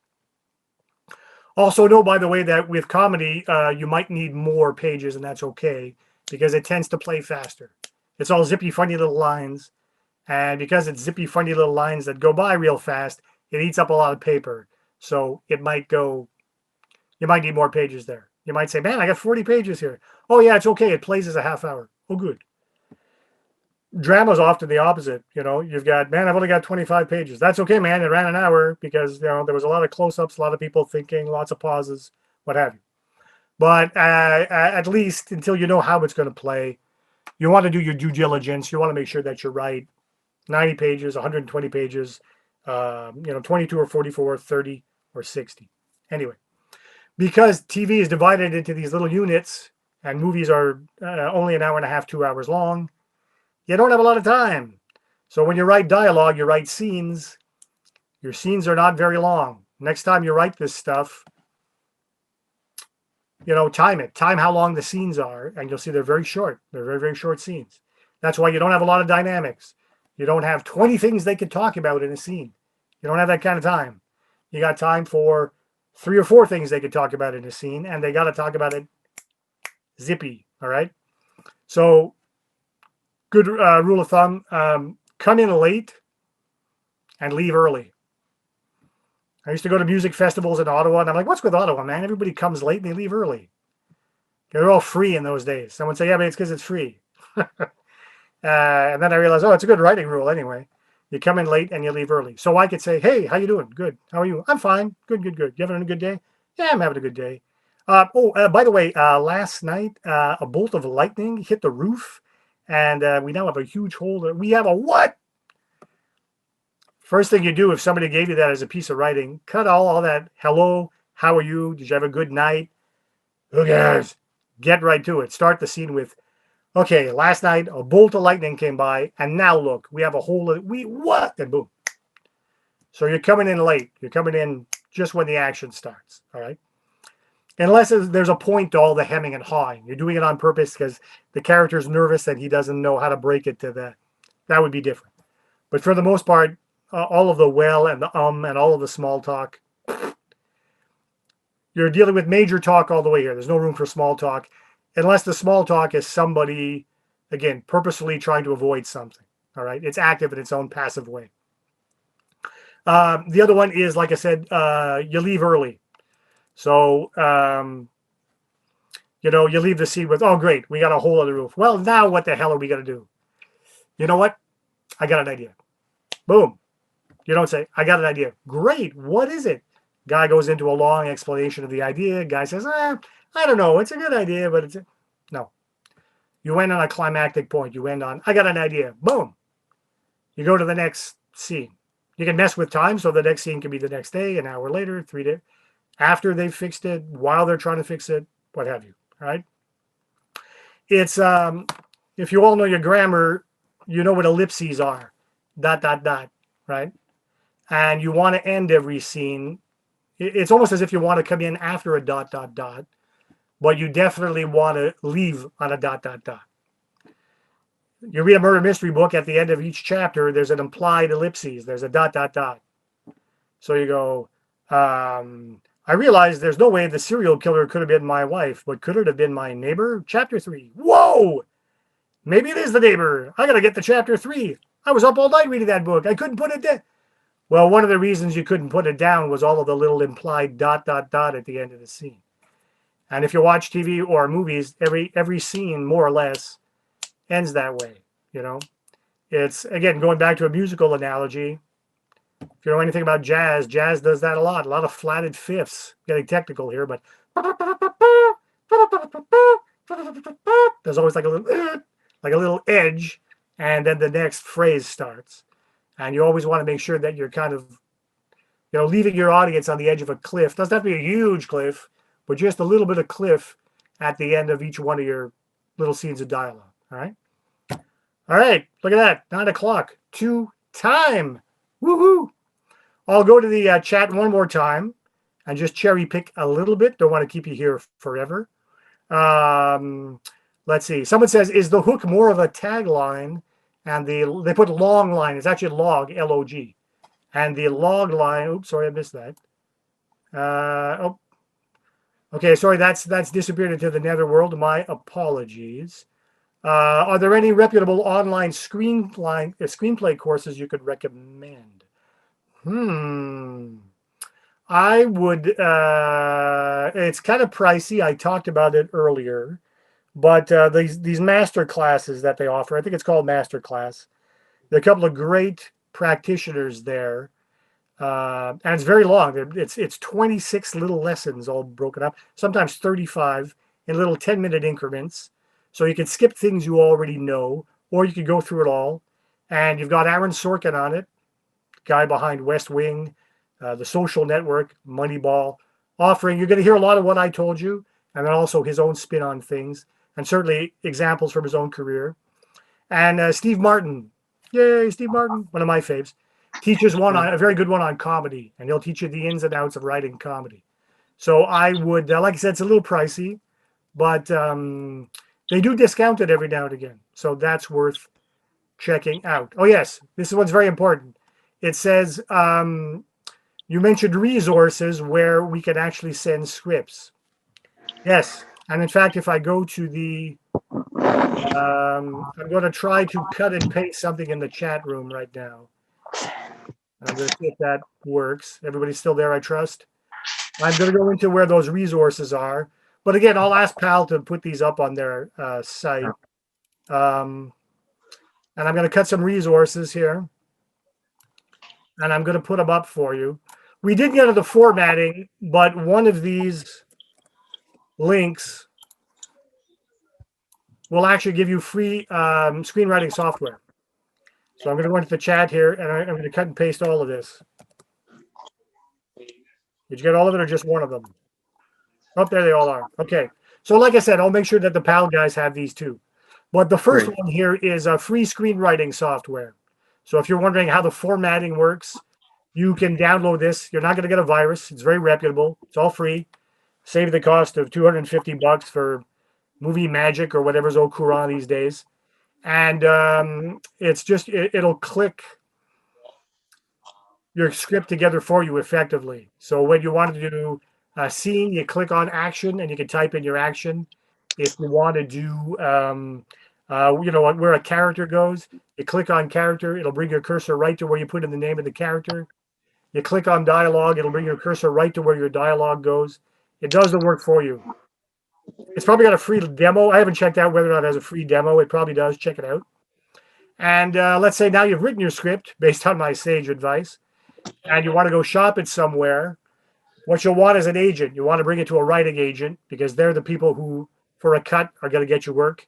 And I put up the Writers Guild of Canada Screenwriters Resources website, and they list all of the agents in Canada. Most of them are in Toronto, Vancouver, Montreal, but they are the ones who, if they like what you've written, because you got to write some samples and give them some samples, pick an existing show or an original movie, what have you, and give it to them. And if they like your samples, they'll say, I'll take you on as a client, and they'll start plugging you to prospective producers. And also another way, my buddy Rick Colbars, who teaches screenwriting at Algonquin College currently, encourages a lot of his students to do this, and it's to enter contests. And there is a great resource for all kinds of screenwriting, everything, called studiobinder.com. And I've put up the contest page. But anything you want to know about screenwriting is on this site. It's a great site. And they list the au courant contests that usually for a nominal reader's fee you can enter. And they're, the top ones are pretty legit. And Rick has had a couple of students who won some pretty cool stuff. I think he had one student who got an apprenticeship with Disney, was brought down to California and wrote stuff for Disney for a year. Somebody who won something called the Peter Ustinov Screenwriting Award. I don't know what it means, but you get money and you get to meet important people. So it's another good way to get it in. So that covers off our very brief marketing part of the evening. All right. We're all good, folks. Thank you for joining us. The Enjoy references rest of didn't your go into the Saturday. chat. What's that, sorry? Yeah, the Dan, links did you said want to didn't go in take? the chat. If you can just check it. Oh, yeah, sure. Yeah, I will. Okay, let's go through the Yeah. chat just in case there are other things I've missed that I still need to touch on. You didn't Yeah. post that in the chat. Sorry, post what in the chat? You didn't chat. You didn't send a link in chat. Well, I see them all. I see them all here in my chat box. Make Yeah. sure to click to everyone. You might have been talking to an individual person when you did that. I know it's kind of annoying on Zoom. Yeah. Okay. So let me. How could I provide it for everyone? Copy paste it and then click send to everyone in like the drop down menu instead of clicking like only to PAL or something. How do I find the drop down menu? Where's the drop down menu? Is anybody on a computer? I'm on my phone, so it's hard to describe. If you go into the chat, Dan, and you see the type message here. Alice. Yeah, Dan, if you go to any of the chat, go to the chat box. Okay. You'll see just different emails. Just click on everyone, and then cut and paste. Oh, I found it. your, Okay. Yeah, I just under found that. it. All right. Now I just clicked everyone. Can everybody see that, or do I have to recut and paste? You have I to think you have to recut and paste. I will do that right now. And if you could, I mean, you'll be putting this up on the PAL website as well, Yeah. I take it. Yeah, Pal's Okay, gonna have so- all this. Yeah, But in case you want to check it out tonight, Okay. because you can't wait, and you want to write that Yeah. hot hook and plot you've got in your head right now, I will. Okay. I will now. While you're doing that, I want to thank you, Dan, for an incredible 2 hours. I mean, there was a lot of information here, and you talked about master session. I mean, this is a master session, and it's free. This was. I mean, you provided a tremendous amount of information on the elements of screenwriting, what the how to, And it's really, really informative and enlightening. I mean, I'm sure there's, you know, a lot of the people that are attended tonight are feel very empowered to go out and, you know, start writing a screenplay tomorrow. And what better time to do it than during a pandemic? True. You know, your additional resources will be extremely valuable. So I really want to thank you on behalf of everybody that attended tonight. There will be your presentation will be posted on the PAL website. So on the on the PAL website as well as the PAL YouTube site. So there'll be an opportunity for many more people to view your great presentation tonight. Just everybody, you'll be receiving an online survey probably on Monday or Tuesday that we'd really appreciate if you could complete and return regarding your feedback about Dan's performance presentation. The survey doesn't allow for comments.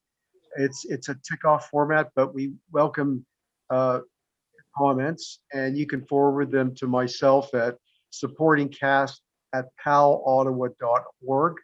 That's supportingcast@palottawa.org. And your feedback is really important to us because it'll guide our future programming. There will be more Zoom presentations in the future, so it's very important that you give us your feedback. And as I mentioned, Dan's presentation and all the other upcoming presentations are going to be posted on the PAL YouTube channel. And we really encourage you and your family and your colleagues to check it out and click like and share, as well as subscribe to the channel. And your comments on YouTube are very much welcomed as well.